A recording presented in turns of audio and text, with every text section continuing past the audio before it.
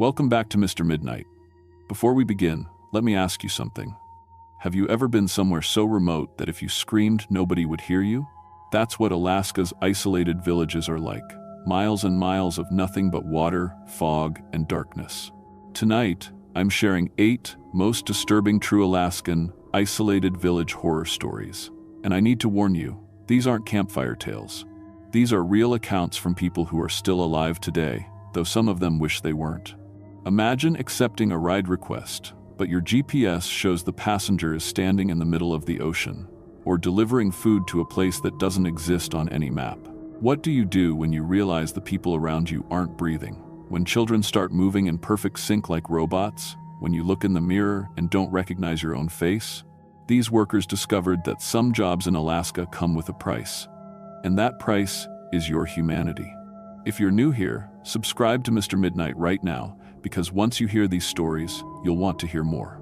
Hit that bell icon, turn off every light in your room, and whatever you do, don't pause this video. Because once you start hearing what happens in Alaska's fog, you need to know how it ends. Let's begin.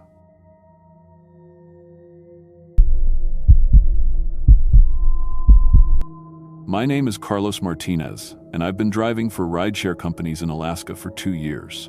I started when I was 24. Right after I bought my pickup truck, a 2018 Ford F-150 that could handle the rough roads and long distances between Anchorage and the remote fishing villages. Most drivers stick to the city, but I found my niche doing the long hauls that nobody else wanted. Tourists heading to wilderness lodges, oil workers going to remote sites, fishermen needing rides to places where no other transportation existed.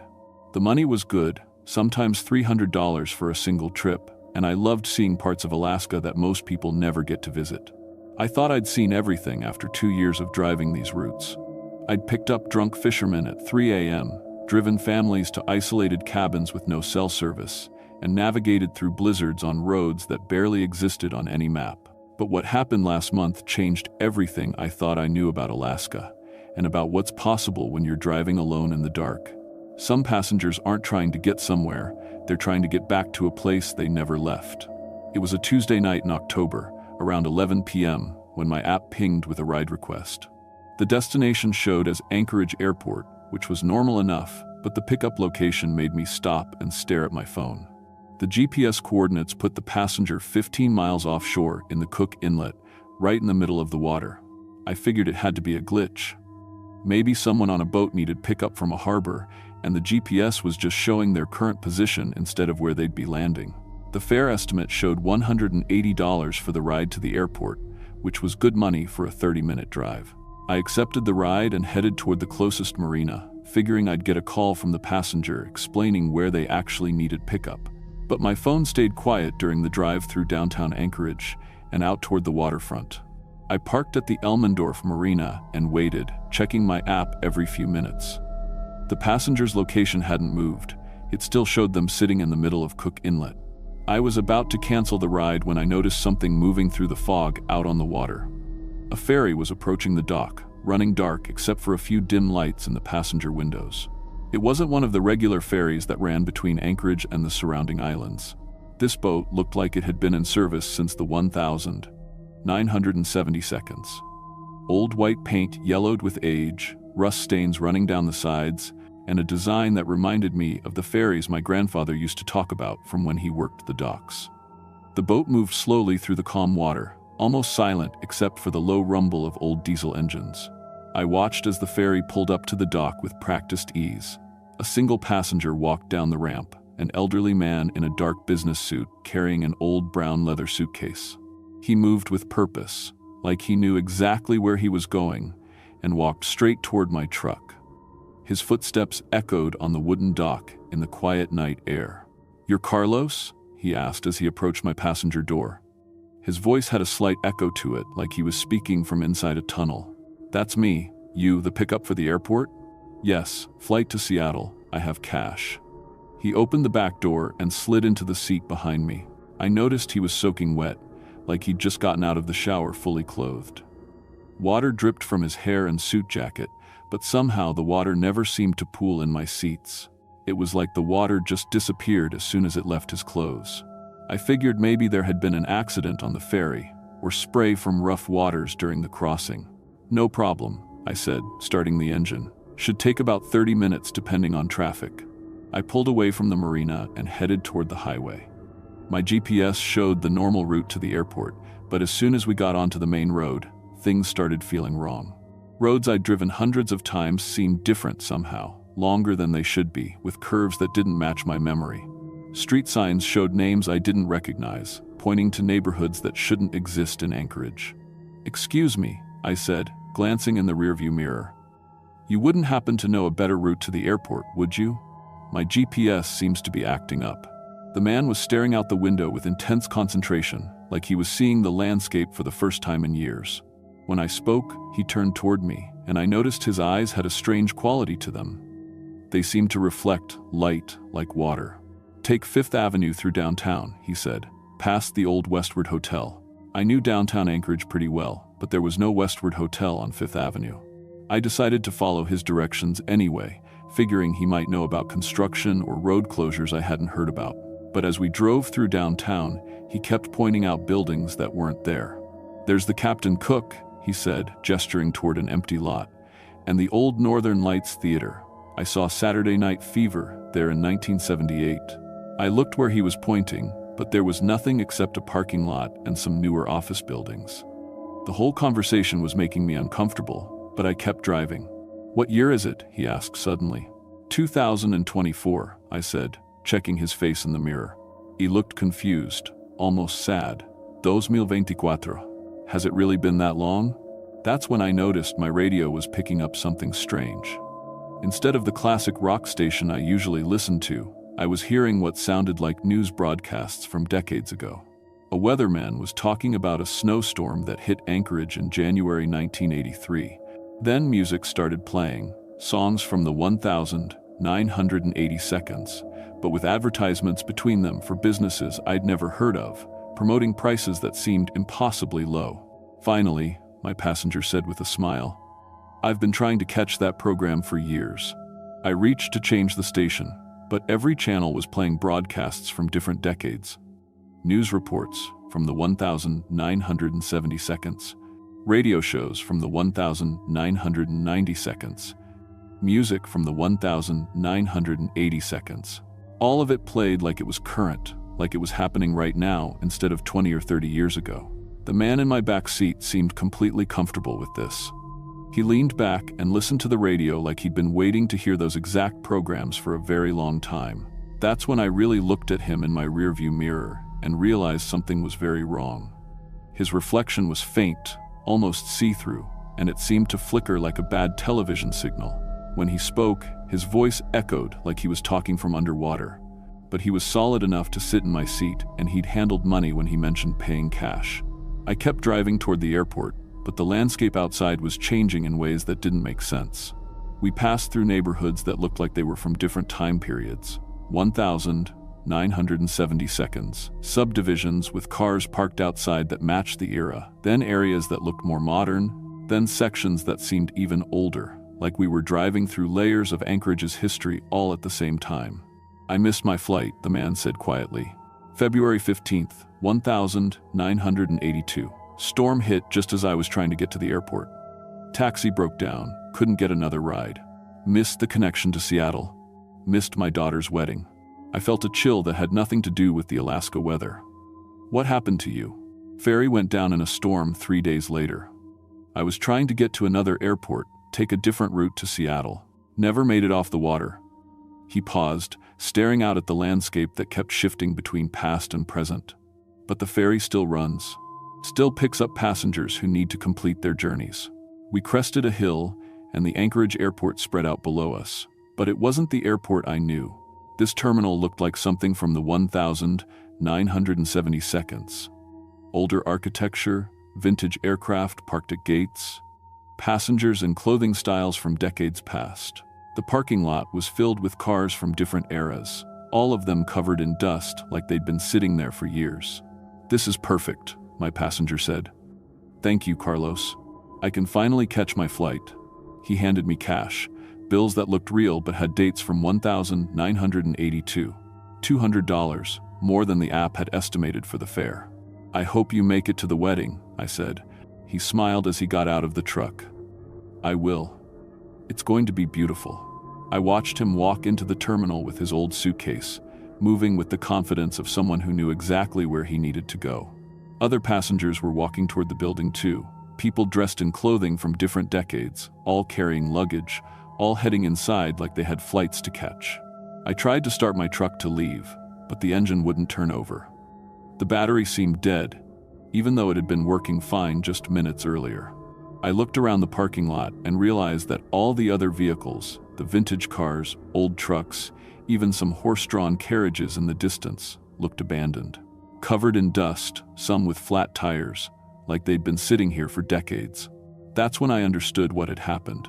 The ferry wasn't just picking up passengers from the water, it was collecting people who had died trying to reach the airport, giving them one final chance to complete the journeys they'd never finished in life. And somehow, I'd driven into whatever pocket of time and space the ferry had access to. More passengers started walking toward my truck. A woman in a 1,960 seconds dress carrying a baby. A businessman from the 1,990 seconds with a rolling suitcase. A young soldier in a uniform that looked like it was from the Korean War era. All of them needed rides to catch flights they'd missed decades ago. "Excuse me," the woman with the baby said, approaching my window. "I need to get to the airport. My husband is waiting for us in California. We were supposed to fly out in 1967, but there was an accident." I looked at her, then at the other passengers gathering around my truck, and realized what my role was going to be. I'd become their driver, permanently connected to the ferry's route through time. My truck would appear at harbors and docks throughout Alaska whenever the ghost ferry arrived, and I would transport the dead to complete the journeys they'd started in life. That was 6 months ago. Since then, I've driven passengers from every decade since the 1,940 seconds. A pilot who died in a crash trying to reach his base in 1943. A teacher who froze to death walking to catch a flight to her new job in 1975. A fisherman who went down with his boat while trying to get to his grandson's graduation in 1998. They all pay me with money from their time, bills that look real but fade to nothing once they're gone. They all have stories about the connections they missed, the people they never got to see again, the important moments they couldn't attend because they died trying to get there. The ferry appears at different locations, sometimes the marina in Anchorage, sometimes remote docks near fishing villages, occasionally at harbors I've never seen before that might not even exist on current maps. My truck always starts when the ferry arrives, and the roads always lead to an airport that exists in whatever time period my passengers need to reach. I don't age while I'm driving these routes. I don't get hungry or tired. I exist in the spaces between time, helping people complete journeys that should have ended decades ago. If you ever see an old ferry approaching a dock in Alaska, especially late at night when the fog is heavy, don't get on board unless you're prepared for the ride to be permanent. And if you're driving near the water and see a pickup truck that doesn't quite look right in the darkness, keep driving. You don't want to become part of the route that connects the living world to the places where unfinished journeys finally end.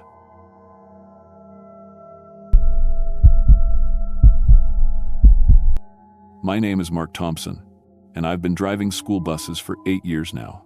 Started when I was 20, fresh out of community college with a CDL and not much else. The pay wasn't great, but I loved working with kids. There's something special about being the first friendly face they see in the morning, making sure they get to school safe and sound. For the last 3 years, I've been running a special route here in Southeast Alaska. I drive kids from the remote island communities to schools on the mainland. These islands don't have their own schools, so twice a week, I load my bus right onto the ferry and we all ride together across the water. The kids love it. It's like a field trip every time. I take pride in my work. These families depend on me to get their children to school. Some of these kids have to wake up at 5 in the morning just to catch my bus. Their parents trust me with the most important thing in their lives. I've never had an accident, never been late, never let them down. But what happened last Tuesday morning changed everything I thought I knew about my job, about reality itself. It was a perfect October morning when I started my route on Prince of Wales Island. The weather was clear, no fog, just crisp autumn air and calm seas. I had 22 kids, ranging from 6-year-old Emma to 17-year-old Jake. They were all excited about their mainland school days. Emma had show and tell, the middle schoolers had a science fair, and Jake was trying out for the basketball team. I've been making this same run every Tuesday and Thursday for 3 years.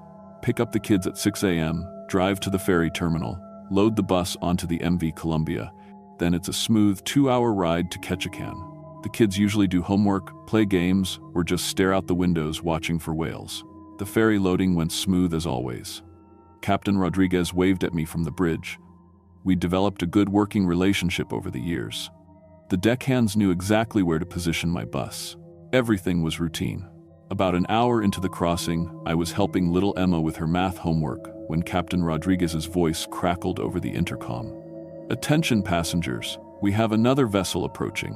Nothing to worry about, just normal traffic."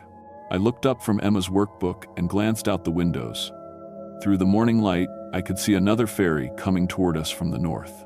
At first glance, it looked exactly like our ferry. Same white hull, same orange stripe, same configuration of windows and decks.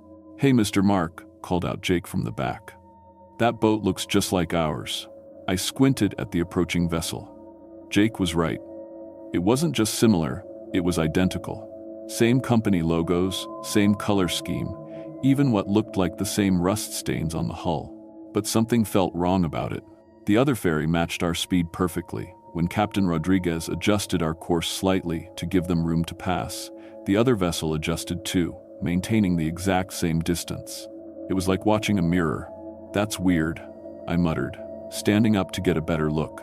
The kids had noticed too.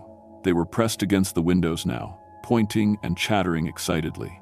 "Look," Emma shouted, "there are kids on that bus too." I felt my stomach drop. Through the windows of the other ferry, I could see a school bus positioned exactly where mine was positioned. And there were children on that bus, waving at us. But their waves looked off. Too mechanical, too precise, like they were following choreographed movements instead of natural kid behavior. "Can we wave back?" asked one of the younger kids. "Sure," I said, though something in my gut told me not to. The kids started waving enthusiastically at their counterparts on the other ferry.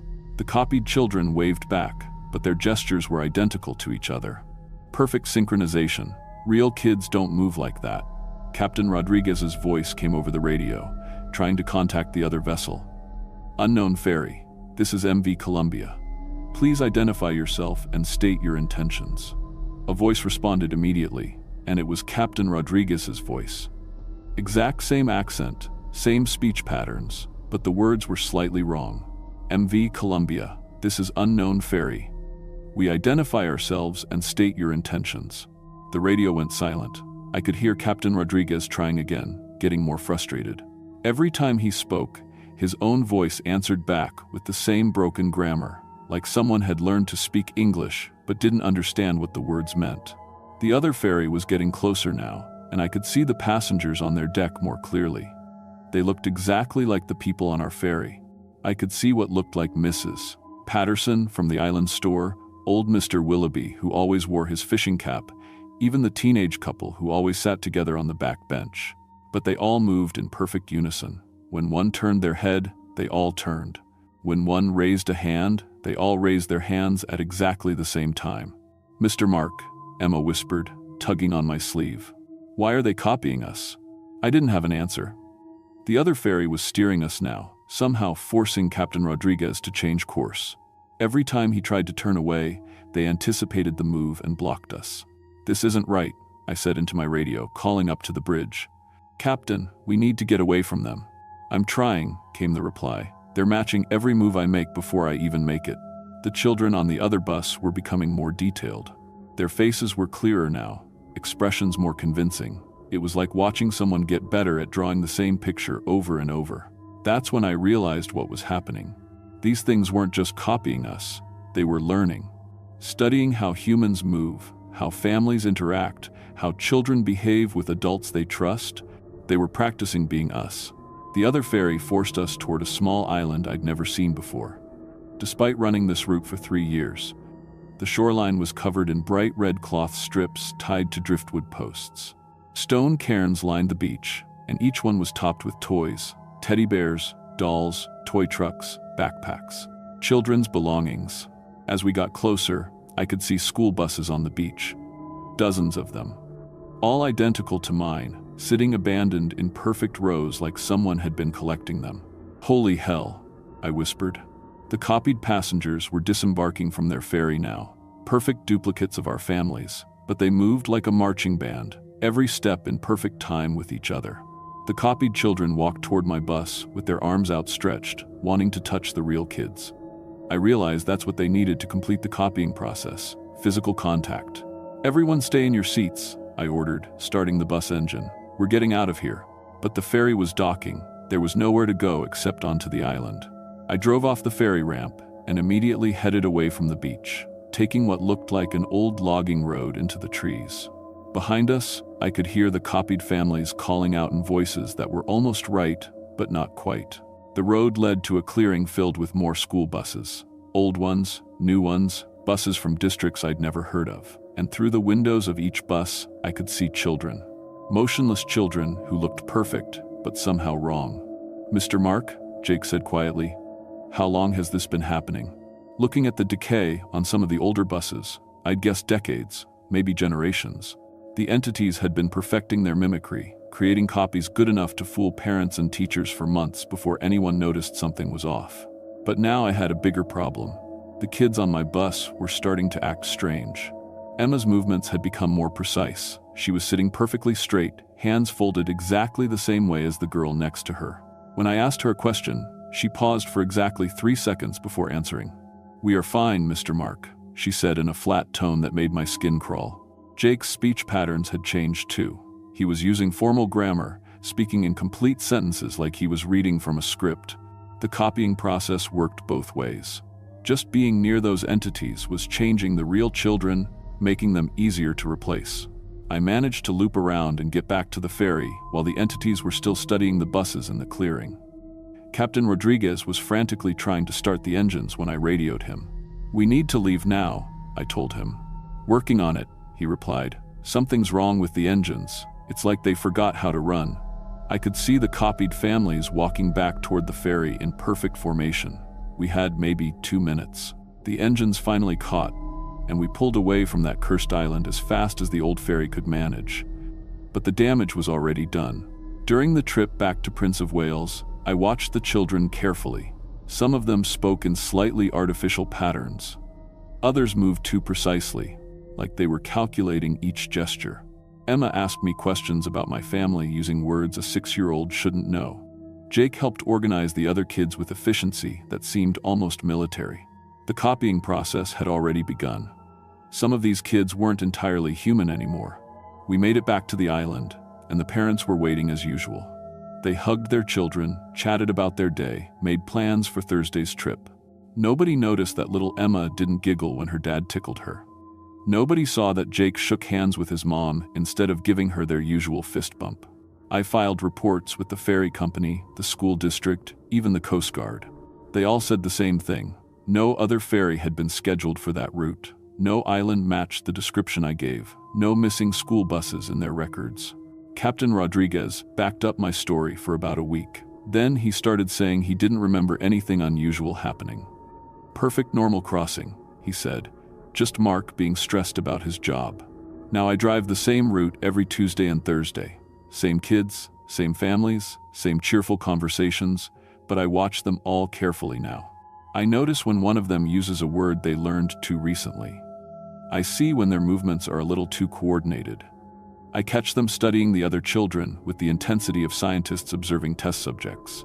The hardest part is that I can never tell which children are real and which are perfect copies that fooled even their own parents. The entities did their job too well. Emma still sits in the front seat and asks me about my day, but now she takes notes.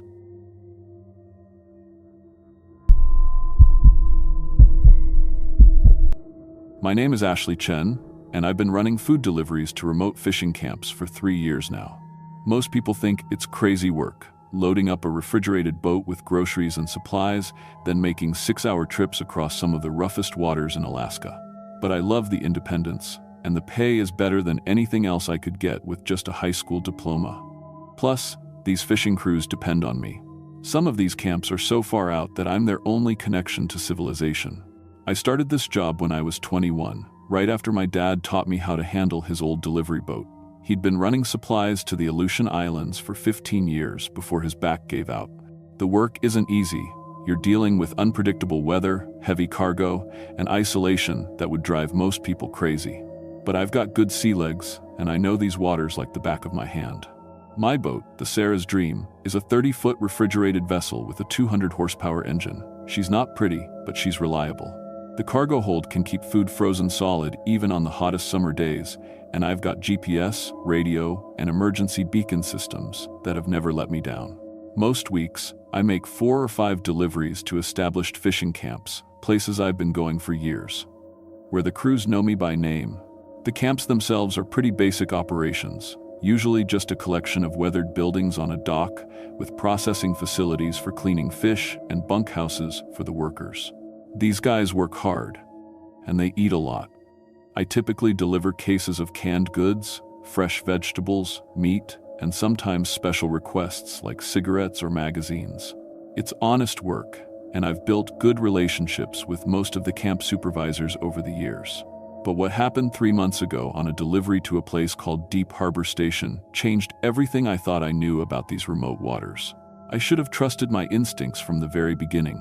It was a Tuesday morning in late September when I got the call. The voice on the other end was hard to understand, like the guy was talking through a mouthful of water. He said he was calling from Deep Harbor Station and needed an emergency food delivery. The weird thing was, he specifically requested fresh fish. Salmon, to be exact. 20 cases of premium salmon. Now, that struck me as odd right away.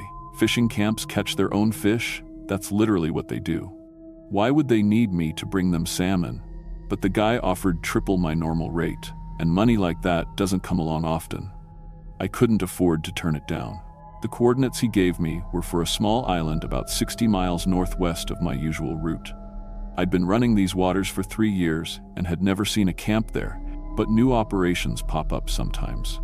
The GPS showed it as Seal Rock Island, just a tiny dot of land I'd never had reason to visit. I loaded up the Sarah's Dream with 20 cases of the best salmon I could get my hands on. Each case weighed about 50 pounds, so I was carrying over half a ton of fish. The refrigeration system was working overtime to keep everything frozen solid. As I headed out that morning, the weather was perfect. Calm seas, clear skies, and excellent visibility. The trip took about 6 hours, just like the caller had said. As I approached Seal Rock Island, I could see the camp buildings clearly. There were about a dozen structures arranged around a decent-sized dock, with what looked like a processing facility in the center. Everything appeared normal from a distance. But as soon as I pulled up to the dock, something felt wrong. First off, there were no fishing boats. Not a single one. Every fishing camp I'd ever visited had at least 3 or 4 boats tied up at the dock. That's how they do their job. But this dock was completely empty except for the workers waiting for me. The workers themselves were another red flag. There were 8 of them, all wearing identical yellow rain gear, and they moved in this weird synchronized way, like they were following some kind of choreography. When I called out a greeting, they all turned toward me at exactly the same time. Their movements were too smooth, too coordinated. "You must be Ashley," one of them said, and his voice had that same watery quality I'd heard on the phone. "We've been waiting for you." They started unloading my cargo before I'd even finished tying up the boat. That should have been impossible. Those salmon cases weighed 50 pounds each, but these guys were lifting them like they were empty boxes. One worker picked up 2 cases at the same time, one in each hand, and carried them up the dock without any visible effort. "Careful with those," I called out. "They're heavier than they look." The worker turned to look at me, and for just a second, I could swear I saw something moving under his rain hood, something that wasn't quite right. But then he smiled, at least, I think it was a smile, and said, "We're stronger than we look." They finished unloading in less than 10 minutes.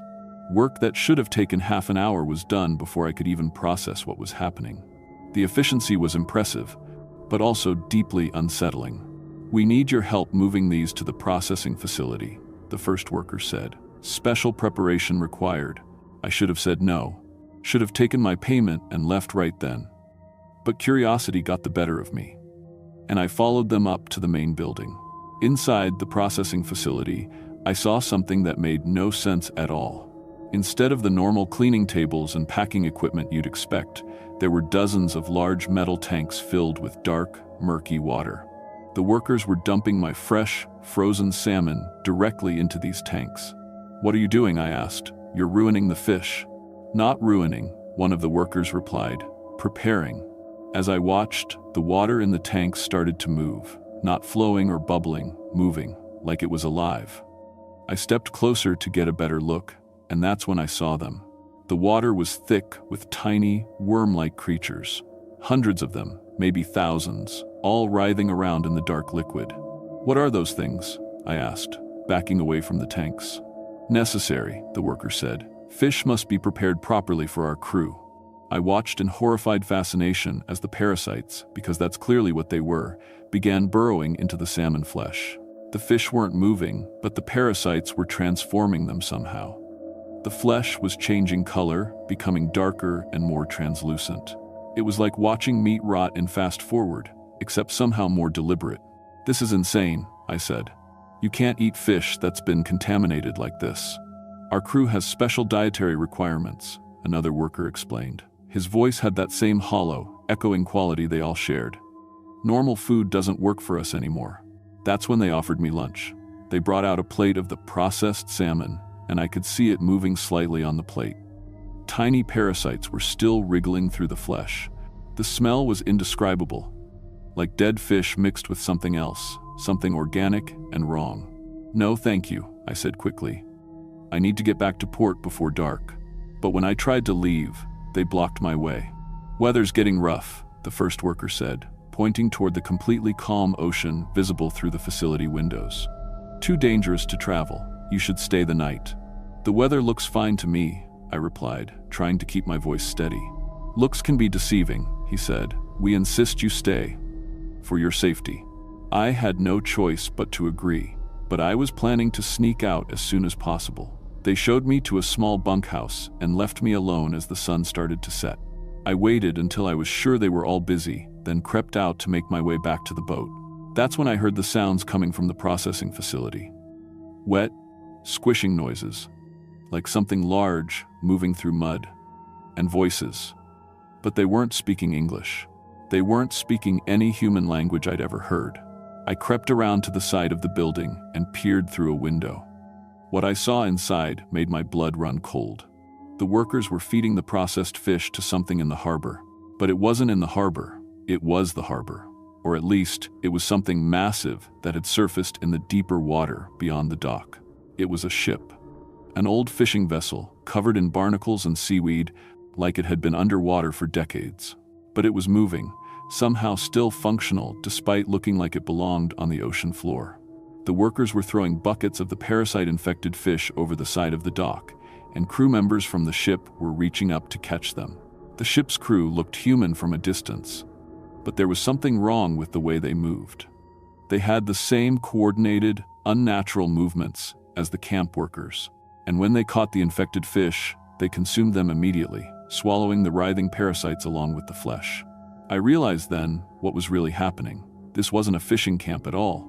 It was a feeding station. They were processing normal food into something that the crew of this ghost ship could actually digest. The parasites were some kind of biological converter, transforming regular fish into something that dead men could consume. But the infection wasn't limited to the fish. As I watched, I could see that the camp workers were changing too. Their movements were becoming more synchronized, more alien. The parasites weren't just preparing food. They were slowly taking over anyone who came into contact with them. I started to back away from the window, but one of the workers was right behind me. "Shouldn't be watching," he said in that watery voice. "Time for you to join the operation." Before I could react, he grabbed my arm. I felt something sharp pierce my skin, like a needle or a tiny bite. Looking down, I saw a small puncture wound on my wrist, and something was moving under my skin. "What did you do to me?" I gasped, pulling away. "Made you useful," he replied. "Now you can help feed the crew properly." I ran for the boat as fast as I could, but I could already feel changes starting in my body. My blood felt different, thicker somehow. My vision was sharpening, especially in the darkness. and I was developing an overwhelming craving for raw fish. I managed to get the Sarah's Dream started and pulled away from the dock, but the workers didn't try to stop me. They just stood there watching as I disappeared into the night. I think they knew I was already infected, already becoming one of them. The trip back to port was a nightmare. My body was changing with every passing hour. Scales started developing along my arms. My fingers were becoming webbed. I could feel gills forming on the sides of my neck, allowing me to breathe underwater. Most disturbing of all, I could no longer stand the smell of cooked food. Everything in me craved raw, infected flesh.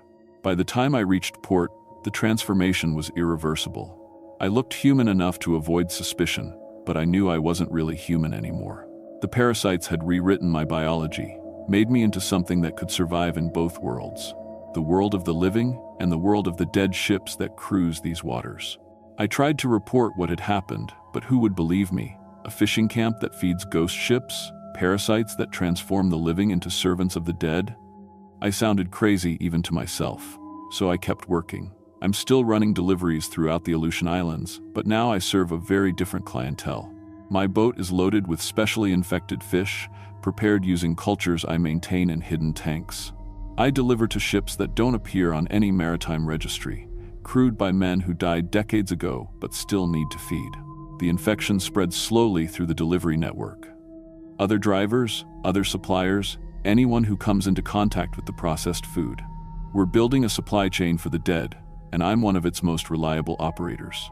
I still look human enough to fool most people, but every day I feel more of my humanity slipping away. The parasites don't just change your body, they change your mind, your priorities, your very nature. I know I should fight it, should try to warn people, but the hunger for infected flesh is getting stronger. If you work the waters around Alaska, be careful who you deliver to. Not every fishing camp is what it appears to be. Some of them are feeding stations for crews that should have been dead for generations.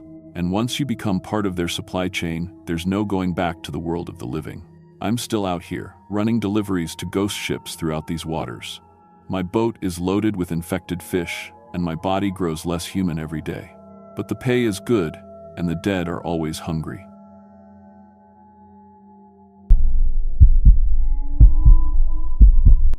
My name is Carlos Rivera, and I've been driving taxi in rural Alaska for 6 years now. Started when I was 20, fresh out of high school with nothing but a beat-up pickup truck and a dream of making decent money without being stuck in some dead-end job in Anchorage.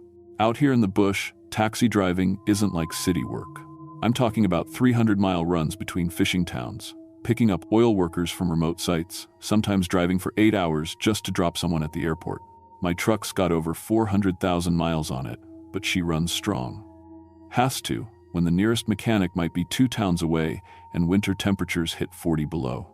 I know every back road, every fishing harbor, every truck stop between Homer and Soldotna. Been doing this route so long, I could drive it blindfolded. The money's good, because nobody else wants to make these long hauls. Workers pay cash, fishing crews tip well, and I've built up a reputation for being reliable. Rain or shine, day or night, if you need a ride in the Kenai Peninsula, you call Carlos. That was my life until 3 months ago, when I picked up a passenger who couldn't possibly exist. It was early November, fog thick as soup rolling in from Cook Inlet. I'd just dropped off a crew of crab fishermen in Homer and was heading back towards Soldotna when my radio crackled to life. Dispatch gave me coordinates for a pickup, but when I punched them into my GPS, it showed a spot right in the middle of Kachemak Bay. Open water. Hey dispatch, you sure about these coordinates? I called back. Shows me picking up someone from the middle of the bay. That's what they gave me, came the scratchy reply. Said they'd pay double rate, cash up front. Probably someone needs transport from a fishing boat. Made sense. Happens sometimes when a crew member gets injured or has a family emergency. I drove to the closest harbor and parked near the docks, engine running to keep warm. The fog was so thick I could barely see 20 feet ahead. Just sat there, listening to the waves lap against the pilings and the distant sound of foghorns. That's when I heard the boat engine. Sounded old, like one of those diesel engines from the 70s that fishermen keep running with duct tape and prayers. I could see a vague shape moving through the fog, getting closer. Small fishing vessel, maybe 30 feet long, Nothing unusual about it except for how quiet everything got when the engine stopped. The boat tied up at the dock like the captain had been here 100 times before. Through the fog, I saw a figure step off. Businessman in a dark suit carrying a briefcase. What struck me as weird was how dry he looked. It had been drizzling all morning, and I was soaked just walking from my truck to the dock. But this guy's suit was perfectly pressed, not a drop of water on him. "You the taxi?" he asked. His voice sounded normal enough, but something about it felt off. Like he was trying too hard to sound casual. "That's me, Carlos. Where you heading?" "Anchorage Airport. I'll pay cash." He pulled out a thick roll of bills. $200 for the ride. Now, Anchorage is a 4-hour drive from here, and my usual rate is $150. But cash is cash, and this guy clearly had money. I opened the passenger door for him. That's when I first noticed something wrong with his face. As he got into my truck, I caught his reflection in the side mirror. For just a second, he looked different. Younger maybe, or older, hard to explain. Like when you're flipping through TV channels real fast and catch a glimpse of something that doesn't quite register. I shook it off and pulled away from the harbor. The guy seemed normal enough, polite, quiet. But every time I glanced in the rearview mirror, something was different. His hair would be a shade darker, or his nose would be a different shape. Not dramatically different, just wrong. Like someone was adjusting the contrast on a TV screen. "Business trip?" I asked, trying to make conversation. "Research," he said, "studying local communities." Very interesting work. The way he said it made my skin crawl, like he was talking about lab rats. We'd been driving for about an hour when I noticed the road signs. Now, I know every mile of Highway 1 between Homer and Anchorage. Could drive it in my sleep. But the signs we were passing didn't match what I remembered. Instead of Ninilchik 15 miles, I saw Kaskawulsh 12 miles. Never heard of any town called Kaskawulsh. "Hey," I said to my passenger, "you ever been to Kaskawulsh?" He smiled, and in the mirror, his face shifted again. "Taking a more efficient route," he said. "Don't worry about the signs." But I was worried. The road looked the same, felt the same, but nothing was where it should be. My GPS kept trying to recalculate, spinning around like it couldn't figure out where we were. The radio started picking up weird signals too. Traffic reports for cities I'd never heard of, weather forecasts calling for snow in July. That's when I realized we weren't in Alaska anymore. I pulled over at what should have been a familiar gas station near Clam Gulch, but the signs were all wrong. Instead of Tesoro, it read Meridian Fuel. Never seen that brand before in my life. "Just getting gas," I told my passenger. "Be right back." The attendant moved like he was underwater. Slow, deliberate, like every motion took effort. When I asked him to fill the tank, he just stared at me for 5 seconds before nodding. His eyes were completely blank, like nobody was home. "That'll be $38.50, he said in a flat monotone. I handed him 2 20s. He held them up to the light, studying them like he'd never seen money before. When I got back in the truck, I watched him in my side mirror. He was standing perfectly still next to the pump, not moving at all. Like someone had just switched him off. "Friend of yours?" my passenger asked. "Never seen him before," I muttered, pulling back onto the highway. "Interesting how humans adapt to new situations," he said. "Very resilient species." The way he said species made my blood run cold. My radio was getting weirder by the mile. Traffic reports from places called New Valdez and Port Kachemak. Weather updates for towns that didn't exist. But my passenger was listening intently to every word, like he was taking notes. "You picking up these stations too?" I asked. "Just background noise," he said. But I saw him lean forward whenever the radio mentioned population numbers or travel routes. That's when it hit me. He wasn't human. He was something else, using my taxi to study us, to learn about us. And I was helping him do it. 3 hours into what should have been a 4-hour drive, my passenger started giving me directions to pick up more fares. "Turn left at the next intersection," he said. "There's someone waiting for transport." "I didn't get any calls from dispatch," I said. "Special arrangement." He held up his phone, showing a text message in a language I didn't recognize. "They're expecting us." The road led to a fishing lodge I'd never seen before. Even though I'd driven this area hundreds of times, a person was standing outside, wearing the exact same dark suit as my passenger. Same height, same build. But when I got closer, the face was different. Slightly different, like someone had adjusted the features just a little. The new passenger got in the back seat without saying a word.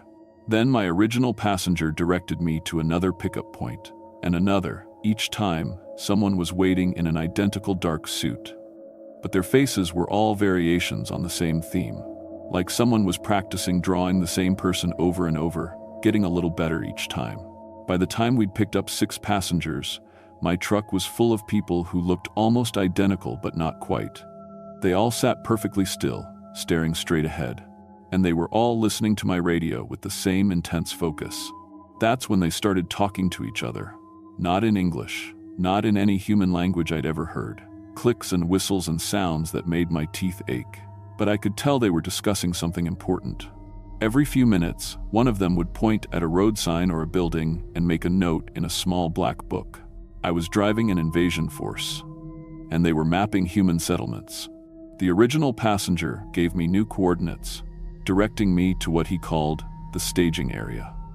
We ended up at another fishing lodge, this one completely empty, except for dozens of people in dark suits standing around like they were waiting for instructions. But they weren't people. Not anymore. As I parked the truck, I could see their faces clearly for the first time. They all had the same basic features, but wrong somehow. Eyes a little too far apart, mouths that didn't quite match the rest of their faces, like someone had described a human to an artist who'd never actually seen one. End of the line, my passenger said, getting out of the truck. I watched through my windshield as he walked over to the group. As soon as he joined them, his appearance shifted completely. His face became smooth and featureless, like unfinished clay. Then it began reshaping itself, cycling through different human features like he was trying on masks. The others were doing the same thing, practicing, getting better at looking human. One of them approached my truck. This one had perfected the disguise better than the others. If I'd seen him on the street, I wouldn't have looked twice, but his smell was wrong, like ozone after lightning. And when he spoke, his voice had harmonics that made my skull vibrate. "You've been very helpful," he said, "but we don't need drivers anymore. We've learned to operate your vehicles." Behind him, I could see others climbing into cars and trucks parked around the lodge. They moved awkwardly at first, but they were learning fast. Too fast. "We've been replacing your people for years," the thing continued. "One small town at a time, perfect copies, indistinguishable from the originals. Soon we won't need to be careful anymore." I gunned the engine and floored it out of there. I drove straight to the Homer police station, but when I tried to file a report, the desk sergeant just stared at me with those same blank eyes I'd seen at the gas station. When I described the creatures, he nodded along like he was taking notes, but he wasn't writing anything down. "We'll look into it," he said in that flat monotone. I tried calling my dispatcher, but the voice that answered wasn't the same woman I'd been talking to for 6 years. Same name, same basic voice, but wrong somehow. Like someone imitating her from a recording. That was 3 months ago. Since then, I've noticed more changes. People in town moving a little too slowly, talking in that same flat tone, the gas station attendant who never blinks. The grocery store clerk who doesn't seem to recognize money. I'm still driving taxi, but I'm careful about who I pick up. And I never, ever take fares to coordinates in the middle of the bay. But sometimes, late at night, I'll get calls for pickups at places that don't exist. Voices offering cash for rides to towns that aren't on any map. I don't answer those calls anymore. But every morning when I start my truck, I check the radio stations. And sometimes I still hear those impossible traffic reports, those weather forecasts for places that shouldn't exist. The invasion is still happening. They're still learning, still replacing us, one person at a time. And the worst part? I'm not sure I'm really Carlos Rivera anymore. Sometimes I catch myself moving too slowly, talking in that flat tone. Sometimes I look in the mirror and my face seems wrong, like someone's been practicing, drawing me. Maybe they got me too, and I just don't remember. Maybe this whole story is just another way they're learning to sound human. Maybe you shouldn't trust anything I've told you.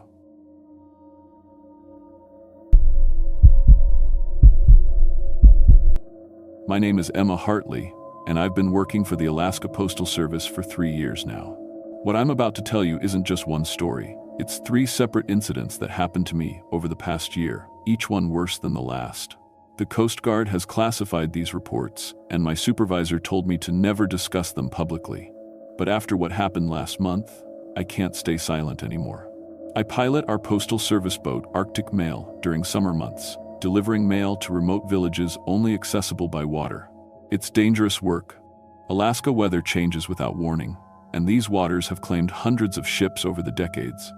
But I thought the biggest threat was storms and equipment failure. I was wrong. The dead don't stay dead up here. And they're not just haunting old shipwrecks, they're actively recruiting new crew members. The recruitment letters. It started in June with a package that appeared in our Anchorage facility. Heavy wooden box, no return address, labeled for Captain Samuel Morrison, Whittier Harbor. Standard procedure meant I had to attempt delivery, even though nobody in Whittier had heard of Morrison. The box smelled like salt water and something metallic, like blood mixed with seawater. When I touched it, I got flashes of a fishing boat sinking in 1952. Men writing final letters while freezing water rushed in around them. Inside were dozens of handwritten messages from the crew of the Northern Promise, all dated the day they died. But here's what the maritime records don't tell you. These weren't goodbye letters. They were recruitment notices. "We need new crew members," wrote First Mate Robert Chen. "The work never ends, and we're so tired. Join us, Emma," read another, somehow knowing my name. "Help us deliver messages from all the lost ships, forever." Each letter I delivered to the families made the vision stronger. I experienced how every crew member died, the freezing water, the desperate gasps for air, the terrible realization that rescue wasn't coming. But I also felt something else, their hunger. They weren't at peace. They were hunting. 3 weeks later, the Northern Promise appeared alongside my boat. The crew looked exactly like living men until you noticed their skin didn't move when they breathed. Their eyes were black holes, and seawater poured from their mouths when they spoke. "We've been waiting 70 years for someone like you," Emma called Captain Morrison. "Someone who cares enough to finish the job." I tried to escape, but my boat's engine wouldn't start. The radio only picked up voices of dead sailors from a dozen different shipwrecks, all asking me to deliver their final messages. That's when I realized the truth. I wasn't their first postal worker. They'd been doing this for decades, luring mail carriers into their service. The box hadn't appeared randomly. They'd planted it specifically for me. I only escaped because another ghost ship arrived, the merchant vessel Coldwater, lost in 1943. The two crews started fighting over who got to claim me first. And in the chaos, my engine suddenly roared to life. But Captain Morrison's voice followed me back to shore. "We know where you live, Emma. We know where you work. You can't hide from the dead forever." The Phantom Route. 2 months later, I was assigned an emergency mail delivery to a settlement called Widow's Point. According to our records, it was a fishing village that had been requesting mail service for months. GPS coordinates, population of 43 people, even a handwritten petition from the town council. The location was remote, a 6-hour journey along the most dangerous part of the Alaska coast. But the paperwork looked legitimate, and they were offering triple delivery fees because of the difficult route. I should have known something was wrong when my GPS started malfunctioning an hour into the journey. The coordinates led me through waters that weren't on any chart, past islands that my navigation system insisted didn't exist. But the strangest thing was the weather. It was sunny and calm everywhere else, but around these phantom islands, it was perpetually foggy and cold.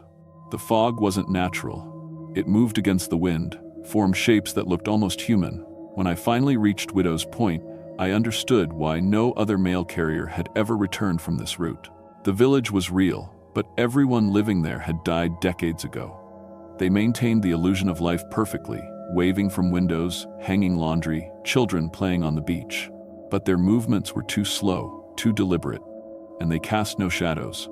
The town's postmaster was waiting at the dock. "Welcome to Widow's Point, Miss Hartley. We've been expecting you." He looked like a normal, middle-aged man until he smiled, revealing teeth that had been underwater for years.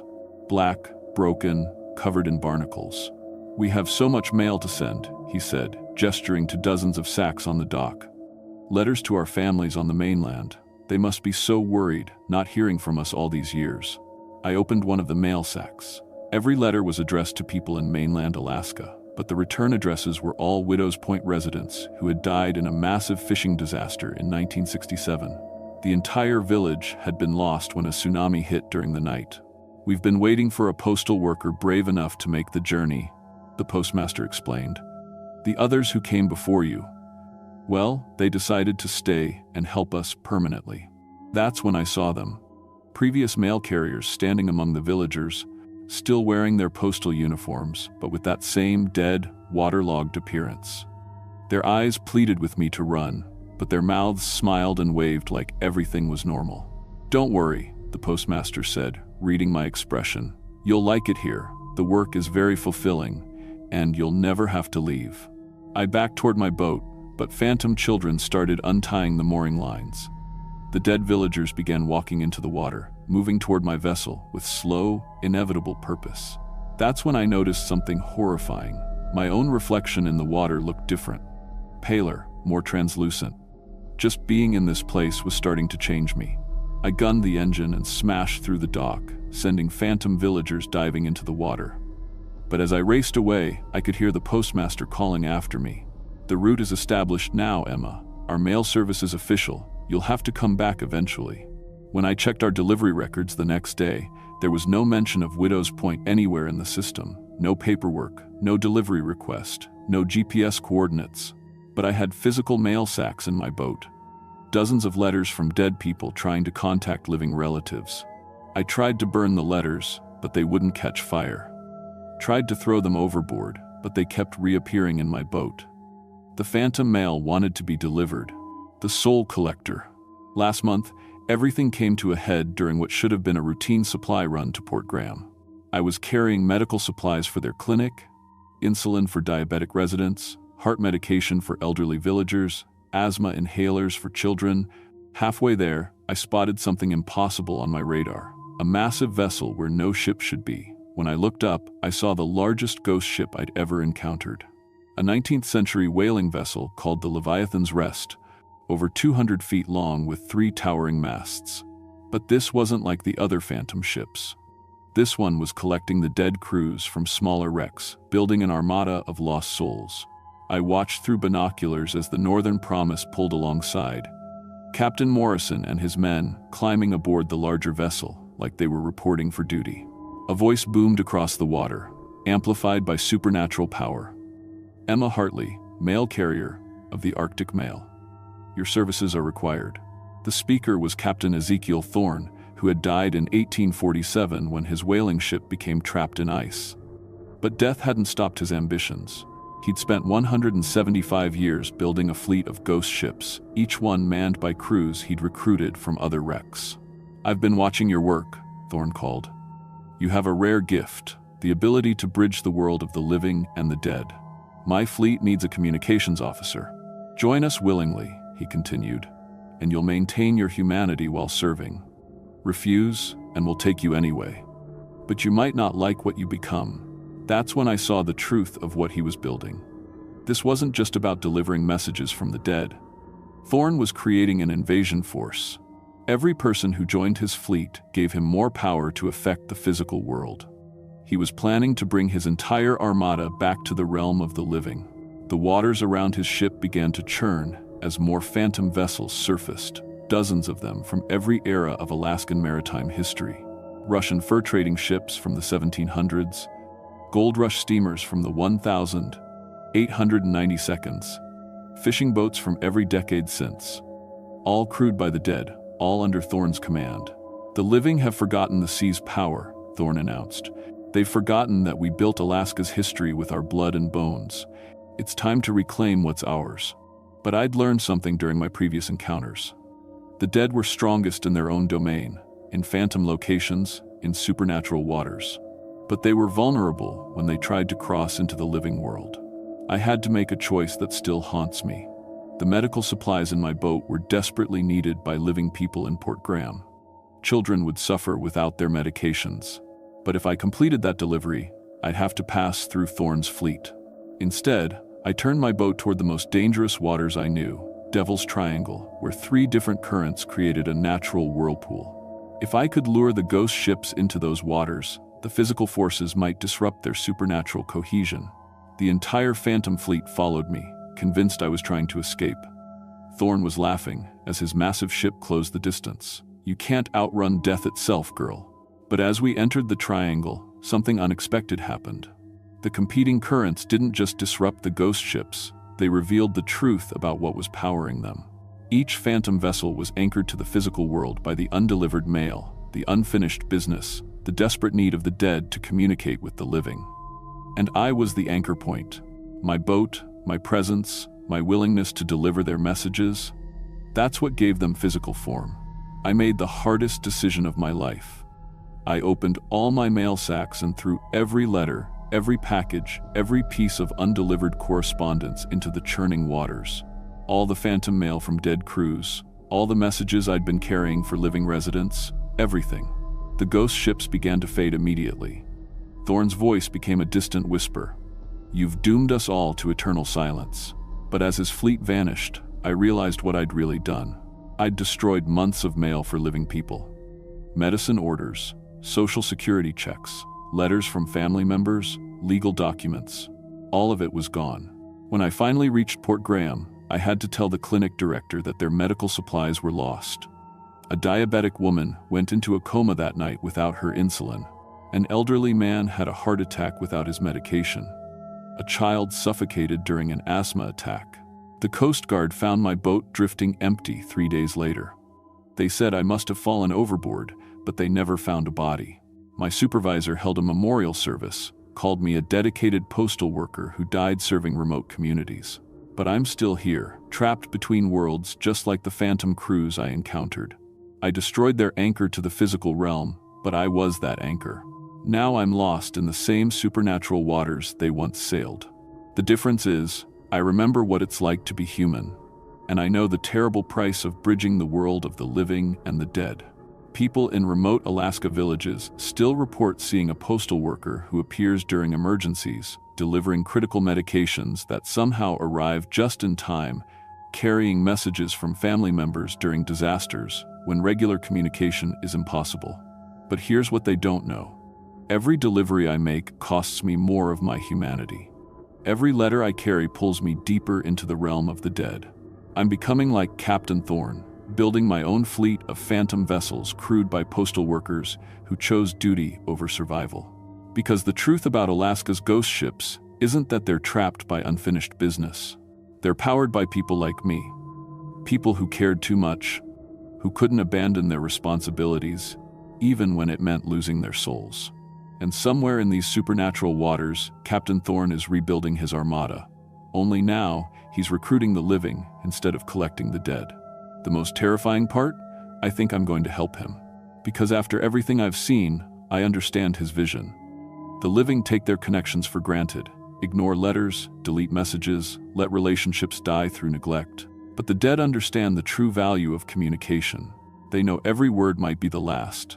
If you ever receive a letter from someone you thought was dead, someone you lost contact with long ago, don't dismiss it as impossible. Read every word carefully. Because somewhere between the living world and the realm of the dead, there's a postal worker who sacrificed everything to make sure the most important messages always find their way home. And she's recruiting others to help her deliver the mail that the living world refuses to carry. The ghost ships of Alaska aren't just carrying dead crews anymore. They're carrying postal workers, communication specialists, anyone who understands that some messages are worth dying for. We're building something bigger than Captain Thorne ever imagined. A supernatural postal service that operates between worlds, delivering messages the living can't or won't send. And we're always looking for new recruits. If you work in communications, if you understand the power of connecting people across impossible distances, if you believe some messages are worth any price to deliver, we have a position open. The benefits include eternal purpose and the satisfaction of reuniting souls across the barrier of death. The only requirement is that you never, ever stop making your deliveries, no matter what it costs you.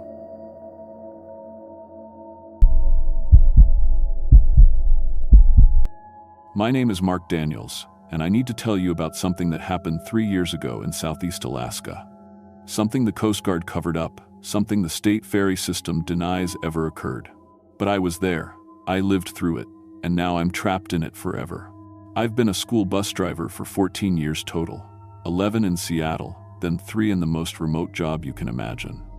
The Alaska Marine Highway System hired me to transport island children to mainland schools.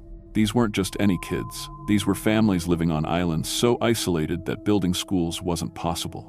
My job was to load my bus onto state ferries twice a week and carry these children across the dangerous waters of Southeast Alaska to get their education. It sounds simple until you understand what those waters are really like. The Inside Passage isn't some peaceful lake crossing. These are deep, black waters, surrounded by mountains that block radio signals. Fog rolls in without warning. Tides can shift a ferry off course by miles. In winter, the waves can reach 30 feet. I've seen grown men get seasick just watching the water from shore. But I loved those kids more than anything I'd ever done in my life. 22 students, aged 6 to 17, from Prince of Wales Island. They trusted me completely.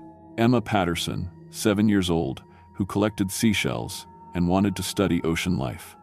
The Miller twins, Jake and Tommy, 12-year-olds obsessed with becoming pilots. Sarah Williams, 16, already talking about college applications. Each child represented a family's hope for a better life. The ferry system treated us like family. Captain Bill Morrison had been running these routes for 18 years. His crew knew every child by name, helped them with homework during crossings. The MV Columbia was our regular vessel, 418 feet long, built in 1974, capable of carrying 499 passengers and 134 vehicles. I knew every inch of that ship. My bus was specially equipped for marine transport, marine radio, GPS tracking, emergency flotation devices, extra life jackets rated for Alaskan waters. The state required me to chain the bus to the deck using grade 5 anchor points. The kids had assigned seats, mandatory life jackets during loading and unloading, and strict instructions never to leave the bus without my permission. 3 years of perfect safety records. 3 years of successful crossings. I thought I had the safest job in Alaska. That changed on October 15, 2021. That Tuesday morning started with perfect conditions. Dead calm seas, visibility unlimited, temperature 48 degrees, ideal crossing weather. I picked up my kids starting at 5:30 a.m., making the rounds to 7 different pickup points across Prince of Wales Island. They were excited as always. Emma had brought her newest shell collection to show her mainland teacher. The twins were comparing notes from their weekend flying lesson. Sarah was nervous about a college interview scheduled for that afternoon. We loaded onto the MV Columbia at Hollis Terminal at exactly 7:45 a.m. Standard procedure. I drove the bus into position on the car deck, engaged the parking brake, secured the wheel chocks, and activated the chain restraints. The kids knew the routine. Once the ferry began moving, they could unbuckle and move around the bus, but they had to stay inside until we reached Ketchikan. Captain Morrison's voice crackled over the PA system at 8 a.m. sharp. "Good morning, passengers. This is Captain Morrison. We're departing Hollis for Ketchikan. Crossing time will be approximately 2 hours and 15 minutes. Seas are calm, weather is clear. Sit back and enjoy the ride." The ferry's massive engines rumbled to life beneath us. Those Detroit diesel 16V149 TI engines produce 2,750 horsepower each. When they're running normally, you feel a steady, reassuring vibration through the deck. It becomes like a heartbeat after a while. You don't notice it until it stops. 47 minutes into the crossing, I was reviewing the afternoon pickup schedule when something changed. The engine vibration shifted to a different frequency. Not stopping, not slowing, but different. Wrong. I looked up from my clipboard and saw the kids pressed against the starboard windows. "Mr. Mark, look at that boat." Emma's voice was high with excitement. Through the salt-stained glass, I saw another vessel maybe 3/4 of a mile away, running parallel to our course. At first glance, it looked like another Alaska Marine Highway ferry. Same basic profile, same size, same white hull with blue trim, but something was wrong with it. Even at that distance, I could see dark stains streaking down its hull. Not rust. Rust would be orange-brown. These stains were black-green, like seaweed or algae.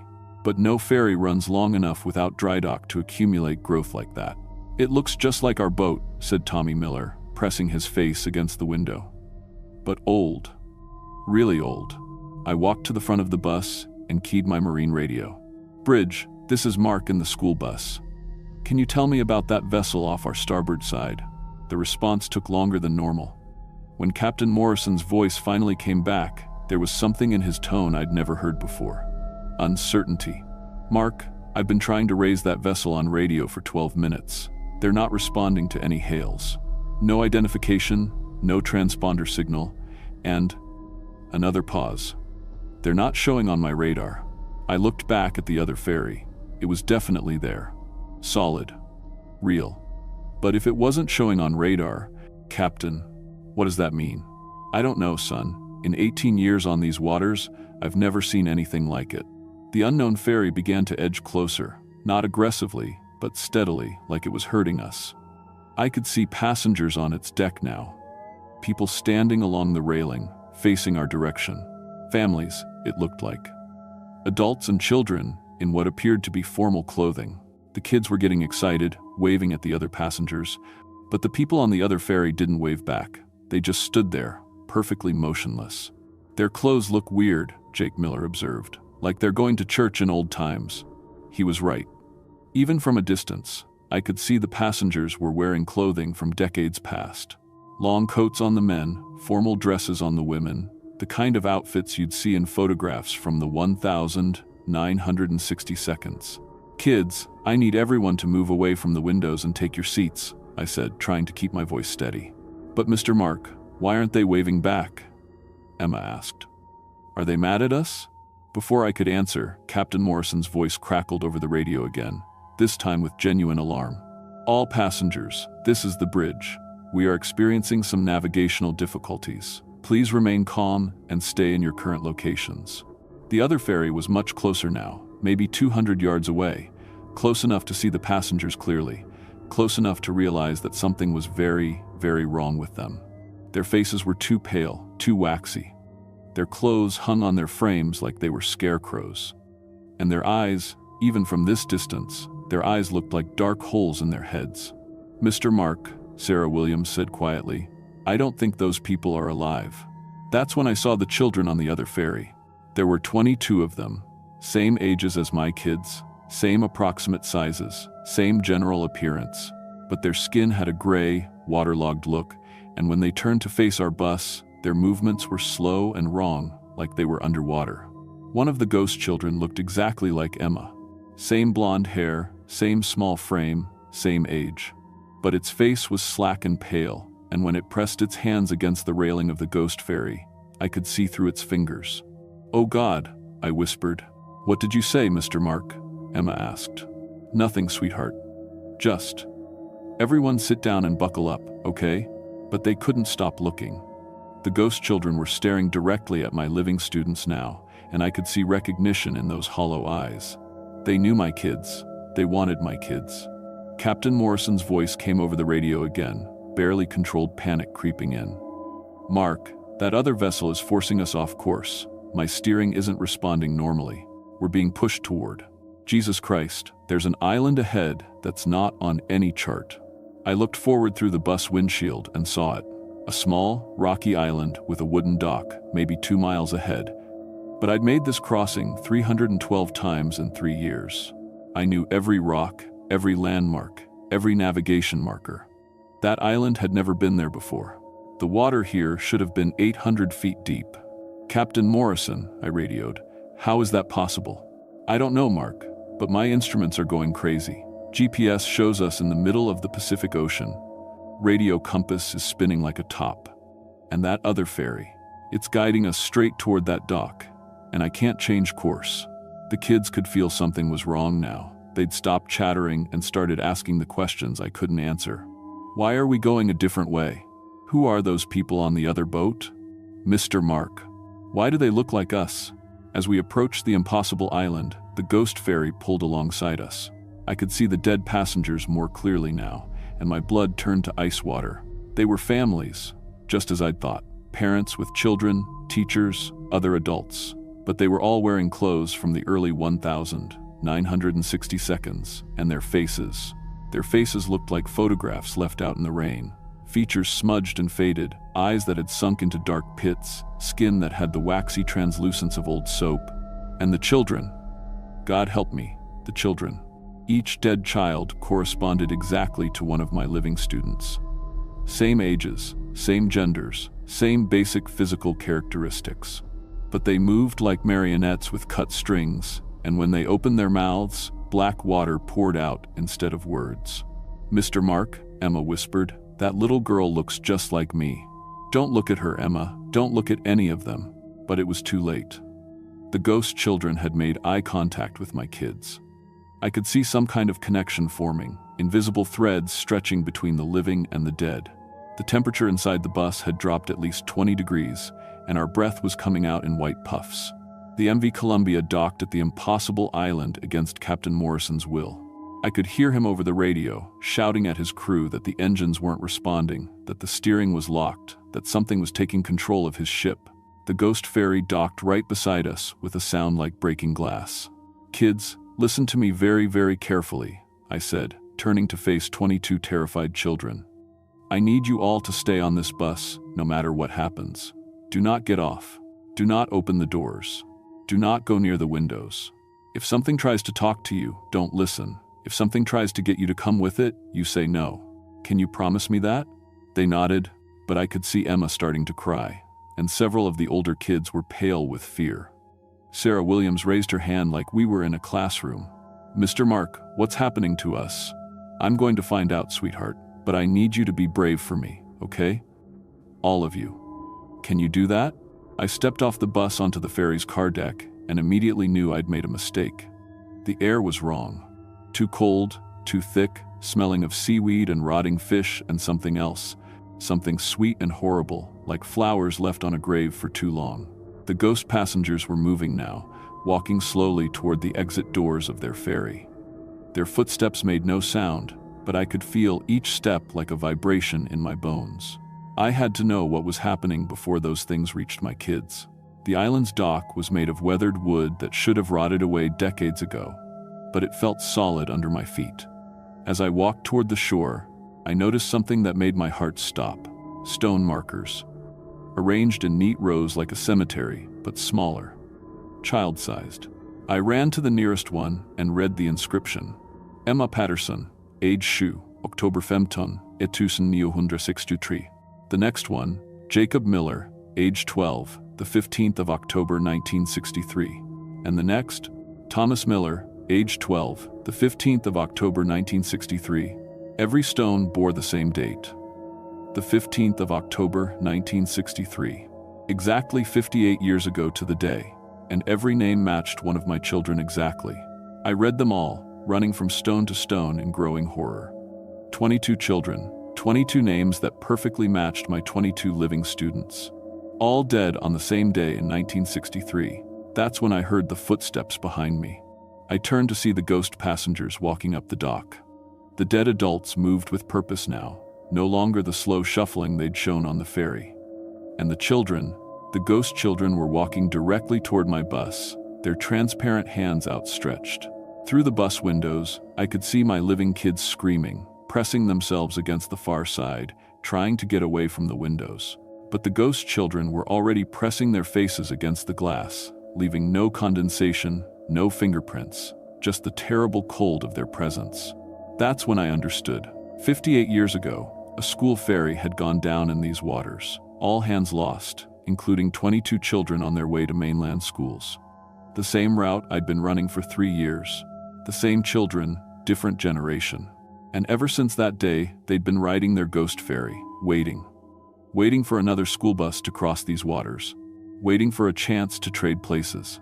They wanted my living children to take their place on that eternal voyage, while they took over my students' lives and finally found peace. The ghost adults surrounded me on the dock. I couldn't see their mouths moving, but I could hear them anyway, their voices speaking directly into my mind with the sound of wind through broken glass. "We are so tired," they said. "Our children are so tired. 58 years on the water, never reaching shore, never finding rest. We need living children to take their place. Then our babies can finally go home." "No," I said out loud, "you can't have them. We are not asking permission. We are taking what we need." I looked back at my bus and saw the ghost children had surrounded it completely. They weren't trying to force their way in, they were waiting. patient. They knew the living children would have to come out eventually. "There has to be another way," I said. "There is no other way. The living for the dead, the warm for the cold, the breathing for the drowned." That's when the idea came to me. The most important decision I would ever make. "What if I gave you something else?" I asked. "Something better than children?" The ghost voices went silent. I could feel their attention focusing on me like a weight. "What if I gave you an adult? Someone with experience? Someone who could drive your ferry forever? Transport your spirits wherever they need to go? Someone who could take responsibility for all of them?" "Explain." "Me. I'll stay with you. I'll become your permanent driver, your guide, your guardian. I'll take care of your children for eternity. But in exchange, you let my kids go home. You let them live their lives." I could feel them considering this, weighing the value of one adult life against 22 children. In the distance, I could hear Captain Morrison's voice over the ship's PA system, calling for emergency assistance. But his radio calls were just empty static now. "You would do this? Give your life for these children who are not even your own blood?" "They are my children," I said. "In every way that matters, they're my children. And I won't let anything happen to them." The ghost voices conferred among themselves in a language that sounded like wind and waves and breaking glass. Finally, they spoke again. "We accept your bargain. But know this, once you join us, there is no return. You will drive our ferry through these waters until the end of time. You will transport the dead and the lost and the forgotten. You will never see sunlight again, never feel warmth again, never know peace." "I understand." "Then it is done." The moment I spoke those words, I felt the change beginning. It started as a coldness in my chest, spreading outward through my body like ice water in my veins. My vision began to blur around the edges, and I could see through my own hands. But as I became transparent, I watched the ghost children step back from my bus. They were fading away, their long torment finally ending. The dead adults were fading too, dissolving into mist that was caught by the wind and carried away toward whatever comes after death. My living children were safe. Captain Morrison found my empty bus the next morning, parked perfectly on the ferry deck with the engine still running. The 22 children were discovered sleeping in the passenger compartment, suffering from mild hypothermia and complete amnesia about the previous day's events. The official Coast Guard report blamed a carbon monoxide leak from faulty bus ventilation for the memory loss and my disappearance. There was a memorial service. The kids sent flowers. My sister in Seattle got my pension. But the truth is, I'm still here. Still driving. Still working. Now I transport the lost souls who wander these waters. Fishermen who went down in storms, passengers from ships that sank in the deep channels, children who fell through ice and never surfaced. They climb aboard my ghost ferry on foggy nights, and I drive them to whatever destination their spirits need to find. It's not the job I expected when I moved to Alaska, but it's the job I chose. And sometimes, on October 15th each year, when the living world grows thin and the dead world presses close, I see other school buses crossing these waters, filled with living children, driven by living drivers who don't know the danger they're in. When I see them, I make sure my ferry stays far away. I guide other ghost ships away from their route. I do everything in my power to protect them, just like I protected my own kids. Because somewhere out there, Emma Patterson is studying marine biology. The Miller twins are learning to fly planes. Sarah Williams is in college, building the future she dreamed about. And that's worth an eternity of cold, dark water. If you ever take the Alaska Marine Highway and you see another ferry matching your course on foggy nights, don't look too closely at the passengers on deck. Some of us have been traveling these waters much longer than we ever intended. But we're not there to hurt you. We're there to make sure you reach your destination safely, even if we never will.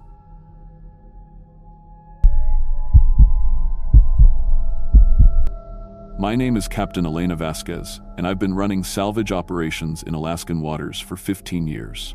Started as a deckhand on my father's fishing boat when I was 16, worked my way up through commercial diving, underwater welding, and finally got my captain's license and salvage certification in 2018.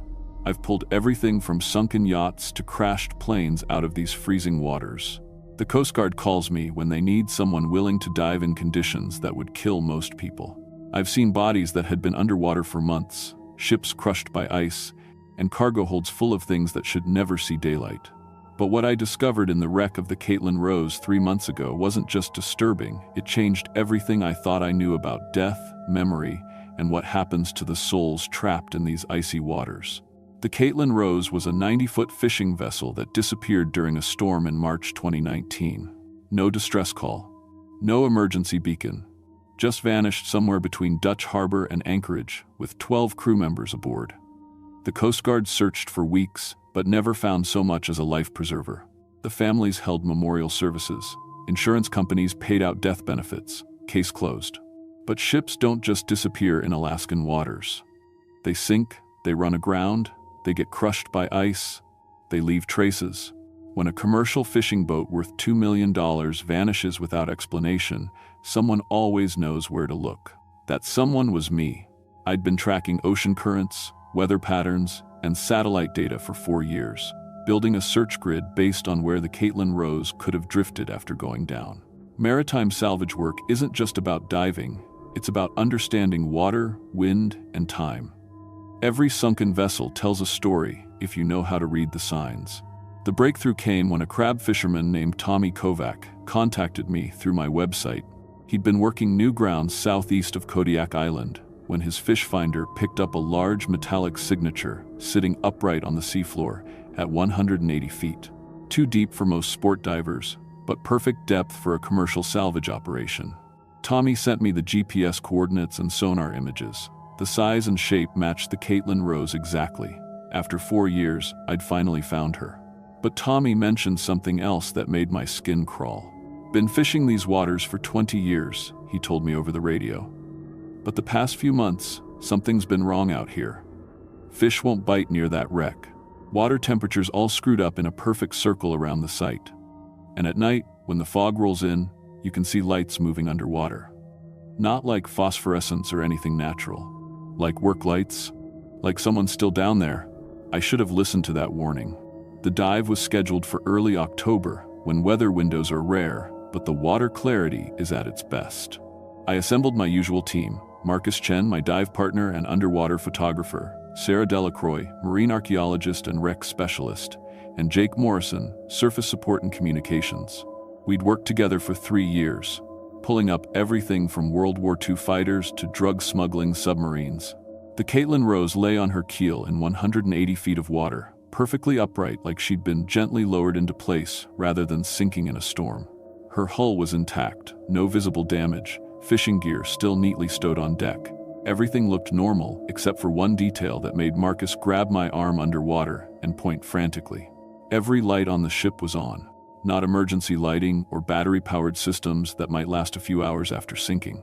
Every floodlight, every cabin light, every navigation beacon was burning bright like the ship had power. Impossible after 4 years underwater, but undeniable through our diving masks. We surfaced immediately to check our equipment and discuss what we'd seen. Underwater hallucinations aren't uncommon at depth, but both Marcus and I had observed the same thing. Sarah suggested electrical phenomena sometimes associated with metal wrecks in salt water, but she'd never seen anything like sustained lighting systems operating after years underwater. Against every instinct, screaming at me to abort the dive, we went back down. The ship's exterior was completely normal except for the lighting. No marine growth, no corrosion, no impact damage. The Caitlin Rose looked like she'd been sunk yesterday instead of 4 years ago. We found the dive platform on the stern and secured our descent line, then began documenting the wreck with underwater cameras. That's when we discovered the first impossible thing. Through the wheelhouse windows, we could see someone moving around inside the cabin. A figure in yellow rain gear was standing at the ship's wheel, making small steering corrections like he was navigating through rough weather. We could see his hands clearly through the glass, working the controls, checking gauges, responding to conditions we couldn't observe. The man appeared completely normal, except for the fact that he was 180 feet underwater in a ship that had been sunk for 4 years. Marcus and I exchanged hand signals. We'd both seen the same thing. This wasn't nitrogen narcosis or equipment malfunction. Someone was inside that wheelhouse, and they were acting like they didn't know the ship had sunk. We swam around to the main cabin entrance and found the door standing open. No air bubbles, no flooding, just an open doorway leading into a fully illuminated interior. Against every rule of safe diving, we entered the ship. The main cabin looked exactly like a working fishing vessel. Coffee cups sitting on tables, charts spread across the navigation station, personal belongings hanging on hooks like the crew had just stepped away for a moment. Everything was dry. Not waterlogged, not covered in marine growth, completely dry and normal. And we could hear voices. Through our regulators and the water around us, we could clearly hear human conversation coming from deeper in the ship. Men talking about weather conditions, discussing fishing coordinates, making plans for the next day's work. The voices sounded muffled and distant, but definitely human. We followed the sound toward the crew quarters, swimming through corridors that should have been flooded and dark, but were instead warm, dry, and brightly lit. Our depth gauges still read 180 feet. Our pressure gauges showed we were breathing compressed air at depth. But everything around us suggested we were inside a normal, functioning vessel. In the crew mess, we found them. 12 men sitting around tables, eating meals, and talking about their families back home. They were wearing the same clothes described in the missing persons reports: flannel shirts, work pants, baseball caps with fishing company logos. They looked completely normal and alive, except for their eyes. Their eyes were the flat black of deep ocean water. When they noticed us swimming in their mess hall, they didn't react with surprise or alarm. They smiled and waved like we were expected guests. One of them, an older man with a gray beard, stood up and walked over to us. He opened his mouth to speak, and freezing salt water poured out instead of words. That's when we understood. These weren't living men. They were the crew of the Caitlin Rose, and they had no idea they were dead. We tried to leave immediately, but the ship wouldn't let us. Every corridor we swam down led back to the crew mess. Every doorway we passed through returned us to the same room full of dead men who thought they were still alive. The exit we'd used to enter the ship was no longer there, just solid wall where the door had been. Marcus checked his air supply and tapped his gauge frantically. We'd been underwater for 40 minutes, well past our planned bottom time. But when we tried to ascend, we couldn't. Some force was holding us inside the ship at 180 feet, and our air was running dangerously low. The dead crew seemed to understand our predicament. The older man with the gray beard approached us again, and this time he gestured for us to follow him. He led us through corridors that hadn't existed moments before, past crew quarters where we could see other dead fishermen going through the motions of their daily routines, sleeping in bunks, checking equipment, writing letters they'd never send. The man brought us to the ship's engine room, where the impossible became horrifying. The engines were running. Not just operating, but running perfectly, maintaining the ship's electrical systems and life support. But the fuel feeding those engines wasn't diesel, it was human memory. Through transparent fuel lines, we could see flowing streams of light carrying images, voices, and experiences from the 12 dead crew members. Memories of their families, their lives on shore, their last moments before the ship went down. The engines were consuming their consciousness to power the ship's systems, keeping the Caitlin Rose operational in some twisted version of normal life. And the fuel was running low. The gray-bearded man pointed to gauges showing the memory reserves nearly empty. Then he pointed to us. Fresh memories. New fuel for the engines. We realized the Caitlin Rose wasn't just a ghost ship, it was a trap. The vessel had somehow become conscious when it sank, feeding on the crew's memories to maintain a false reality where they could continue their normal lives. But like any engine, it needed fuel. And now it had found 3 new sources. I felt something cold wrap around my ankle and looked down to see a fuel line connecting itself to my diving gear. Marcus and I tried to swim away, but more lines emerged from the engine room walls, reaching for our equipment with mechanical precision. The last thing I remember clearly was seeing Sarah floating motionless near the engine room ceiling, a fuel line attached to her regulator, her eyes already turning the flat black of deep ocean water. When I came to, I was floating on the surface next to our dive boat with Marcus and Jake pulling me onto the platform. My air gauge read empty, my dive computer showed a dangerously long bottom time, and I was suffering from severe decompression sickness that should have killed me. Sarah was gone. According to Jake, Marcus and I had been underwater for 3 hours, impossible with our air supplies, before surfacing unconscious. We'd decompressed slowly during an ascent we couldn't remember, which probably saved our lives. But Sarah never came up. The Coast Guard search found no trace of her or our diving equipment. The GPS coordinates Tommy had given us showed only empty ocean floor. No wreck, no debris, no sign that a ship had ever been there. But I know what happened to Sarah. She's 180 feet down in the crew mess of the Caitlin Rose, sitting at a table with 12 dead fishermen, helping fuel the engines with her memories while believing she's still on a normal salvage dive. And the worst part? I remember everything they took from me.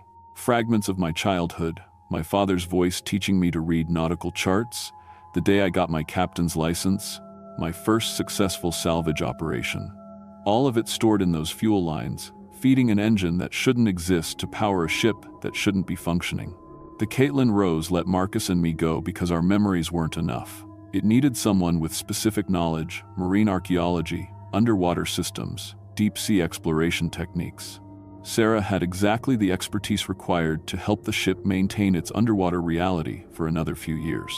I've stopped taking salvage contracts in Alaska waters. Told my insurance company I'm shifting to Caribbean operations, warmer water, easier diving conditions. But the truth is, I can't stop thinking about what else might be down there.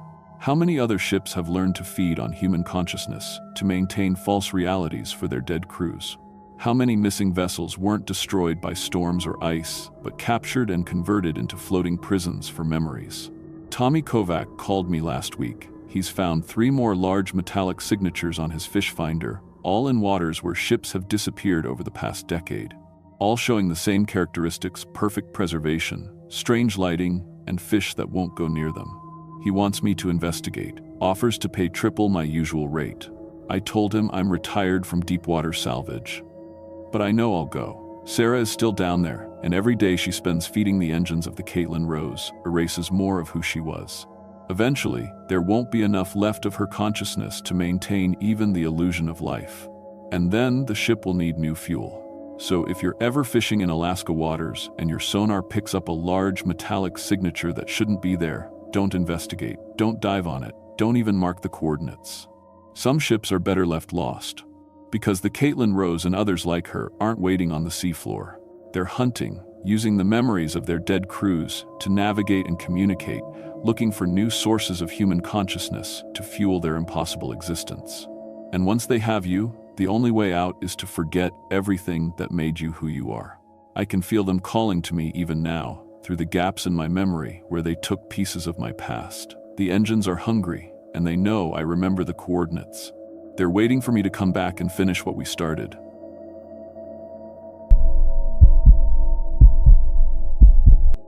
My name is Emma Rodriguez, and I've been a postal delivery worker for the U.S. Postal Service for 3 years. Most people think mail delivery means driving a truck around suburbs, but my job is different. I operate postal boat routes in Alaska, delivering mail to remote villages that can only be reached by water during the summer months. I've handled everything from emergency medical deliveries to Christmas packages in 40 below weather. I thought I'd seen every challenge these waters could throw at me. But what happened last summer on my Arctic mail route revealed something that's been hunting in these waters for over 70 years. There are ghost ships in the Alaskan wilderness, and they're not just echoes of the past, they're actively recruiting new crew members. I was 23 and had been running mail routes for 10 months when I first heard about the Kodiak Star. Every postal worker who'd operated these routes knew the stories.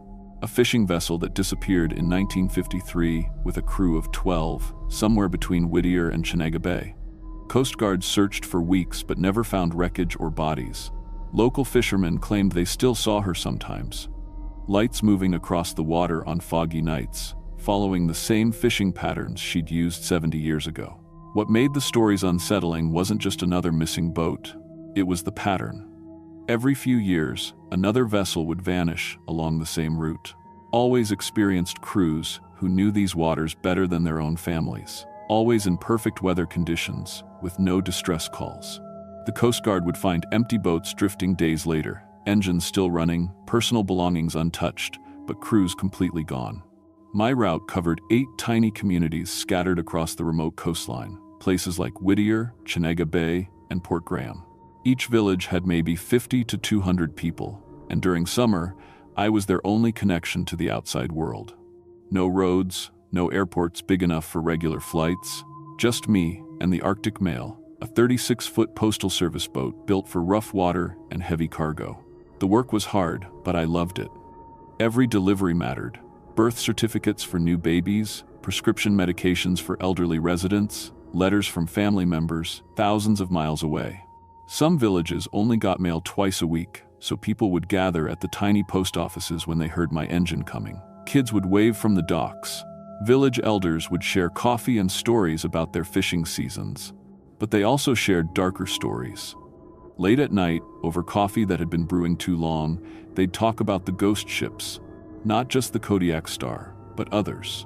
The Arctic Dawn that vanished in 1967, the Tidal Grace that disappeared in 1981, the Northern Wind from 1995. All following the same pattern: experienced crews, perfect conditions, no trace except empty boats found drifting with engines running. They're still out there, an old fisherman named Joe told me in Port Graham. Still working their routes, still fishing the same grounds. But now they're fishing for something different. He stared out at the dark water. They're fishing for crew. I kept detailed logs of everything: weather conditions, delivery times, fuel consumption, mechanical issues. The Postal Service required exact documentation for remote routes. My boat had GPS navigation, marine radio, emergency beacon, and a satellite phone for backup communication. Standard procedure was to report my position every 4 hours and notify the district office of any delays or problems. The Arctic Mail was reliable: twin diesel engines, recently serviced navigation equipment, and enough fuel capacity for 3-day trips. I knew every sound she made, every vibration that meant normal operation versus something needing attention. After 10 months, I could predict weather changes by how she handled the waves. My July route always started the same way: load mail and packages at the Seward Postal Facility, check weather reports, file my navigation plan, and head out at dawn.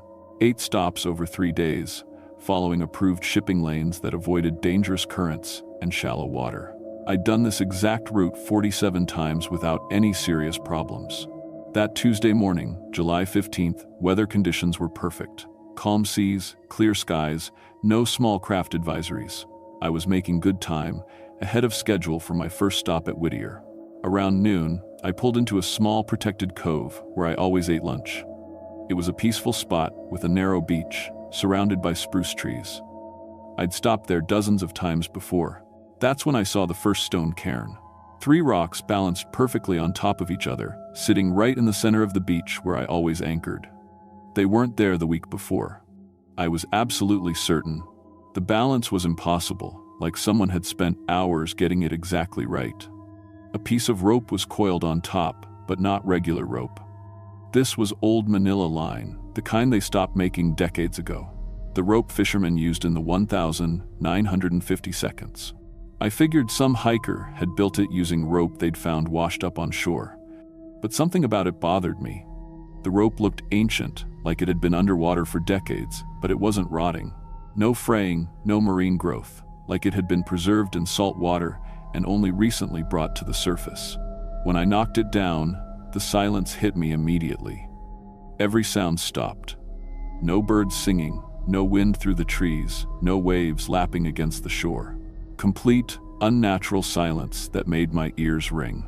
But worse than the quiet was what I heard underneath it: the distant sound of a diesel engine, running low and steady somewhere out on the water. I looked toward the horizon, but saw nothing. No boats, no movement, just empty ocean stretching to the mountains. But the engine sound continued for maybe 30 seconds, then faded away as normal sounds slowly returned. Birds started chirping again. Waves resumed their rhythm. I told myself it was just another fishing boat passing too far away to see. But I checked my marine radio anyway. Dead silence on all frequencies. No traffic, no chatter from fishing boats or Coast Guard. Like every vessel in hundreds of square miles had suddenly stopped transmitting. That night, back at the Seward dock, I found rope tied to my boat's rigging. Not red fabric strips like the outline mentioned. That was wrong. It was rope. 7 pieces of old manila line, each about 18 inches long, tied to various cables and railings around the boat. The same rope I'd seen on the cairn, impossibly preserved despite looking decades old. Each piece was tied with identical bowlines. proper maritime knots that took skill to make correctly. Someone had been on my boat while I was sleeping at the motel. Someone who knew boats, knew proper seamanship. The marina had security cameras and locked gates. How had anyone gotten close enough to tie rope to my rigging without being seen? I untied them and threw them in the marina dumpster, but it bothered me all night. The rope felt wrong in my hands, too stiff, too cold, like it had been soaking in ice water. And it smelled like the deep ocean, like things that had been underwater for a very long time. The next morning, I found the rope pieces floating beside my boat, still tied in perfect bowlines. I checked the dumpster, empty except for normal marina trash. Somehow, 7 pieces of waterlogged rope had made their way from a locked dumpster back to my boat and arranged themselves in the water around my hull. That was impossible, but there they were, bobbing gently in the morning tide. This time I threw them as far as I could into deep water and watched them sink. I filed my route plan and headed out for day 2 of the mail run, trying to convince myself it was just some kind of prank. But the cairns started appearing everywhere. At every stop on my route, I found stone stacks. Always 3 rocks, always perfectly balanced, always with old manila rope on top.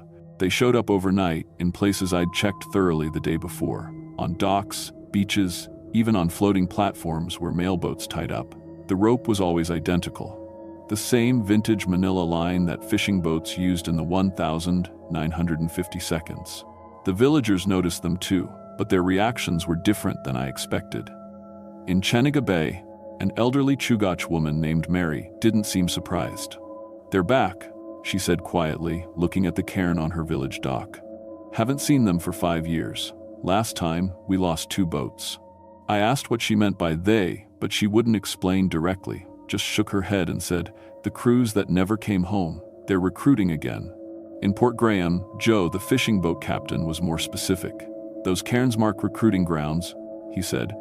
"When the ghost ships need new crew, they start leaving markers. Been happening since the 1,950 seconds. They take experienced boat handlers, people who know these waters." He told me about the pattern. Cairns would appear for weeks before anyone disappeared.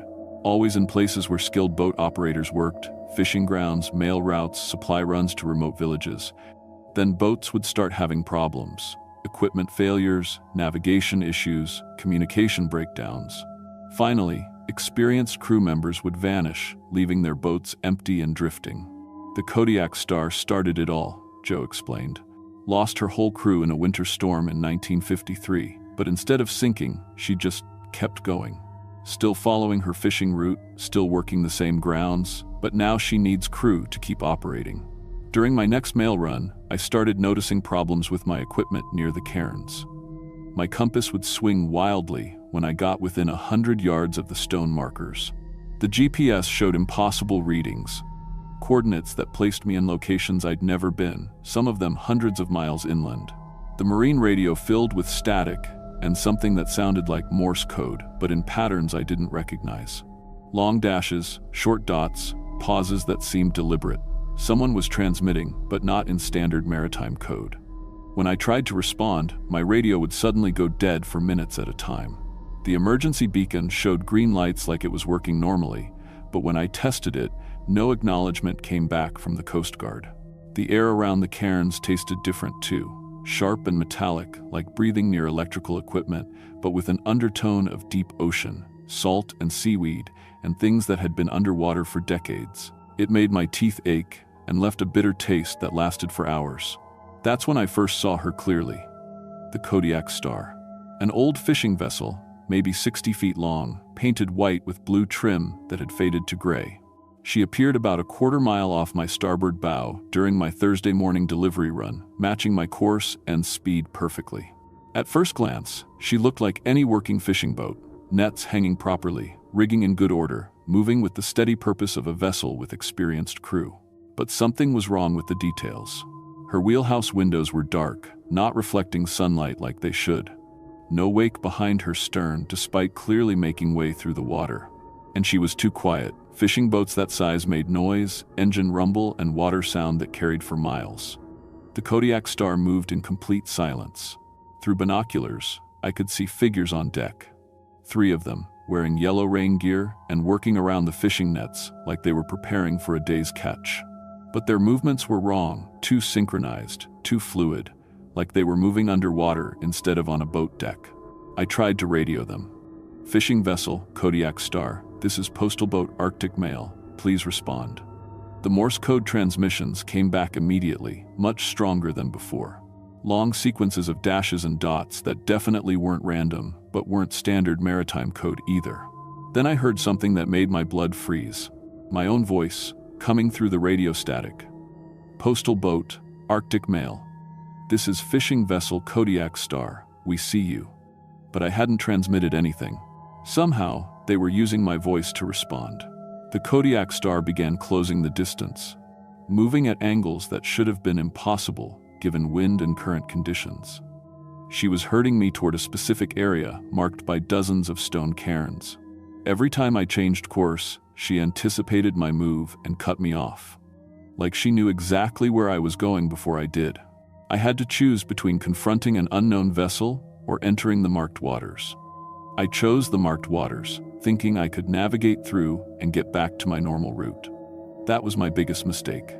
The area was surrounded by stone cairns, each one topped with maritime equipment I recognized but hadn't seen in decades. Old life preservers with faded Coast Guard markings from the 1950s. Compass housings corroded by salt water, pieces of fishing net made from materials they stopped using 20 years ago. And everywhere, coils of that impossible manila rope. The water itself was wrong, mirror calm despite wind conditions that should have created choppy waves. The surface had an oily quality that reflected light strangely, showing images that didn't match the sky above. Sometimes I saw other boats in the reflection, vessels that weren't there when I looked up. My boat's engine started making sounds it had never made before. The diesels ran rough, missing and coughing like they were getting bad fuel. But I'd topped off the tanks that morning with fresh diesel.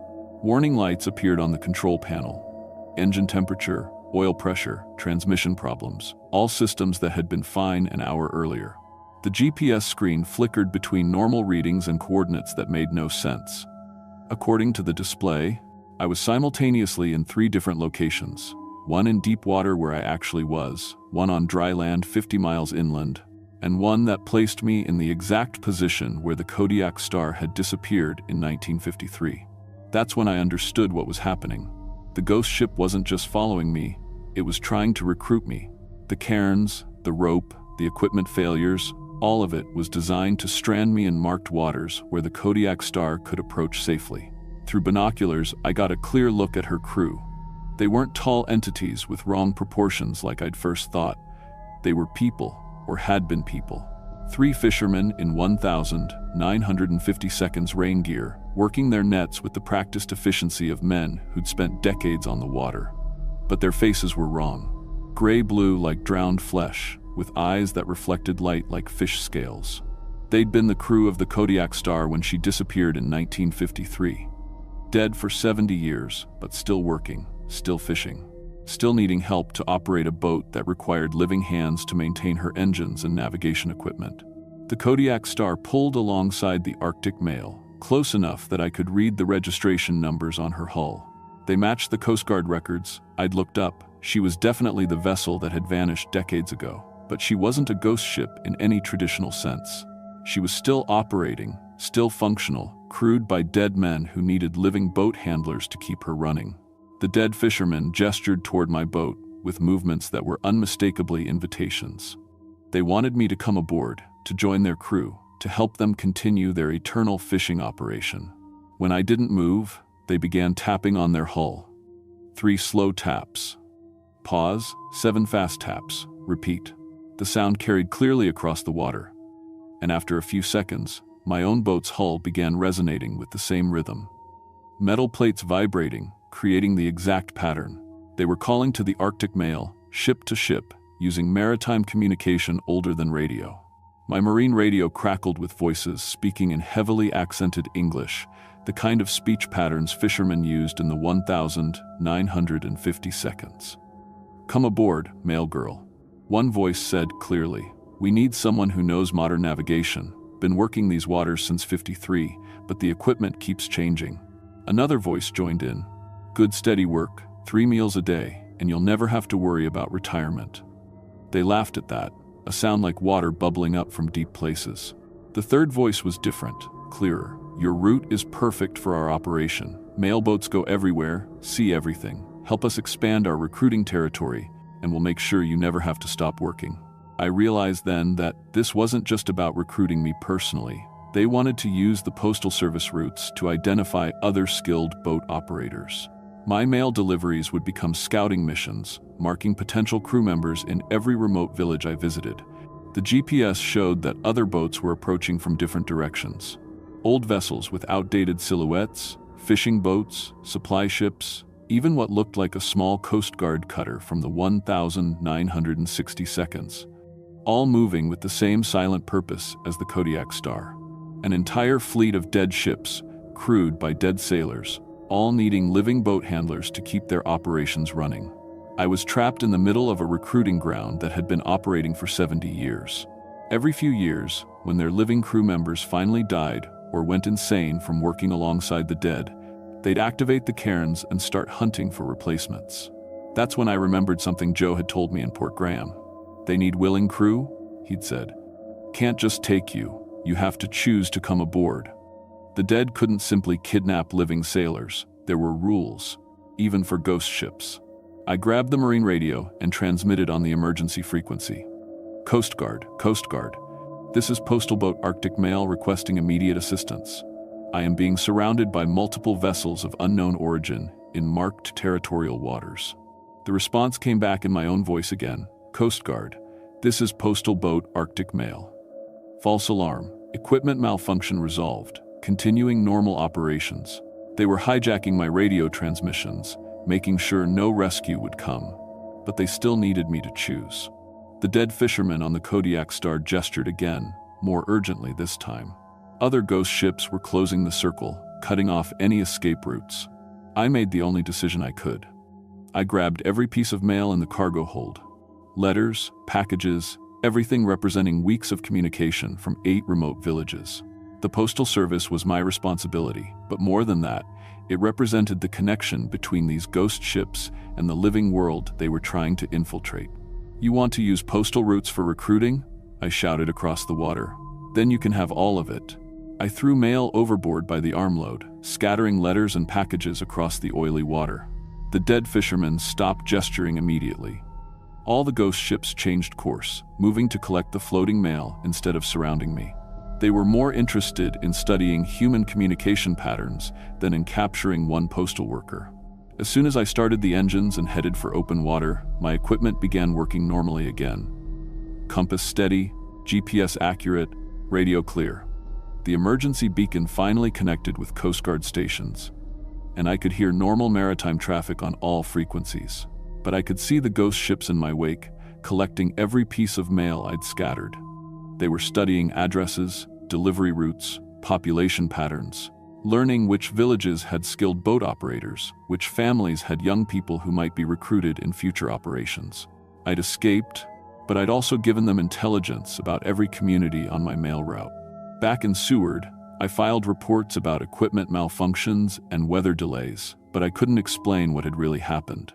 Nobody would believe that ghost ships were using postal routes to recruit living crew members. The Postal Service transferred me to an inland route, and I didn't argue. But the pattern continued without me. Over the following months, 3 more boats disappeared along the same route. Experienced crews, perfect weather, no distress calls. Empty vessels found drifting with engines running and personal belongings untouched. Each time, stone cairns had appeared weeks before at the locations where the missing boats operated. Always 3 rocks, always with old manila rope. Always marking recruiting grounds for dead ships that needed living hands to keep working. I still work for the Postal Service, but I stick to truck routes now. No boats, no remote deliveries, no isolated waterways. But I monitor Coast Guard reports and fishing industry news. The ghost ship fleet is growing. Every few years, another vintage vessel appears on radar screens before vanishing again. All of them crewed by the dead, all of them needing living boat handlers to maintain their eternal operations. The worst part is knowing that I helped them. The mail I scattered gave them detailed information about every remote community in Alaska. Population numbers, family connections, who had boat experience, who might be suitable for recruitment. I provided intelligence that made their hunting more efficient. If you work on boats in Alaskan waters, watch for the stone cairns. Don't investigate them, don't disturb them, and never enter waters they mark. Because the ghost ships are still recruiting, and they're very good at making offers you'll find hard to refuse. The dead have been fishing these waters for 70 years, and they're not fishing for salmon anymore, they're fishing for crew. And once they hook you, you'll be working these same waters forever, helping them recruit the next generation of living sailors to join their eternal fleet. The Kodiak star is still out there, and she's not alone anymore.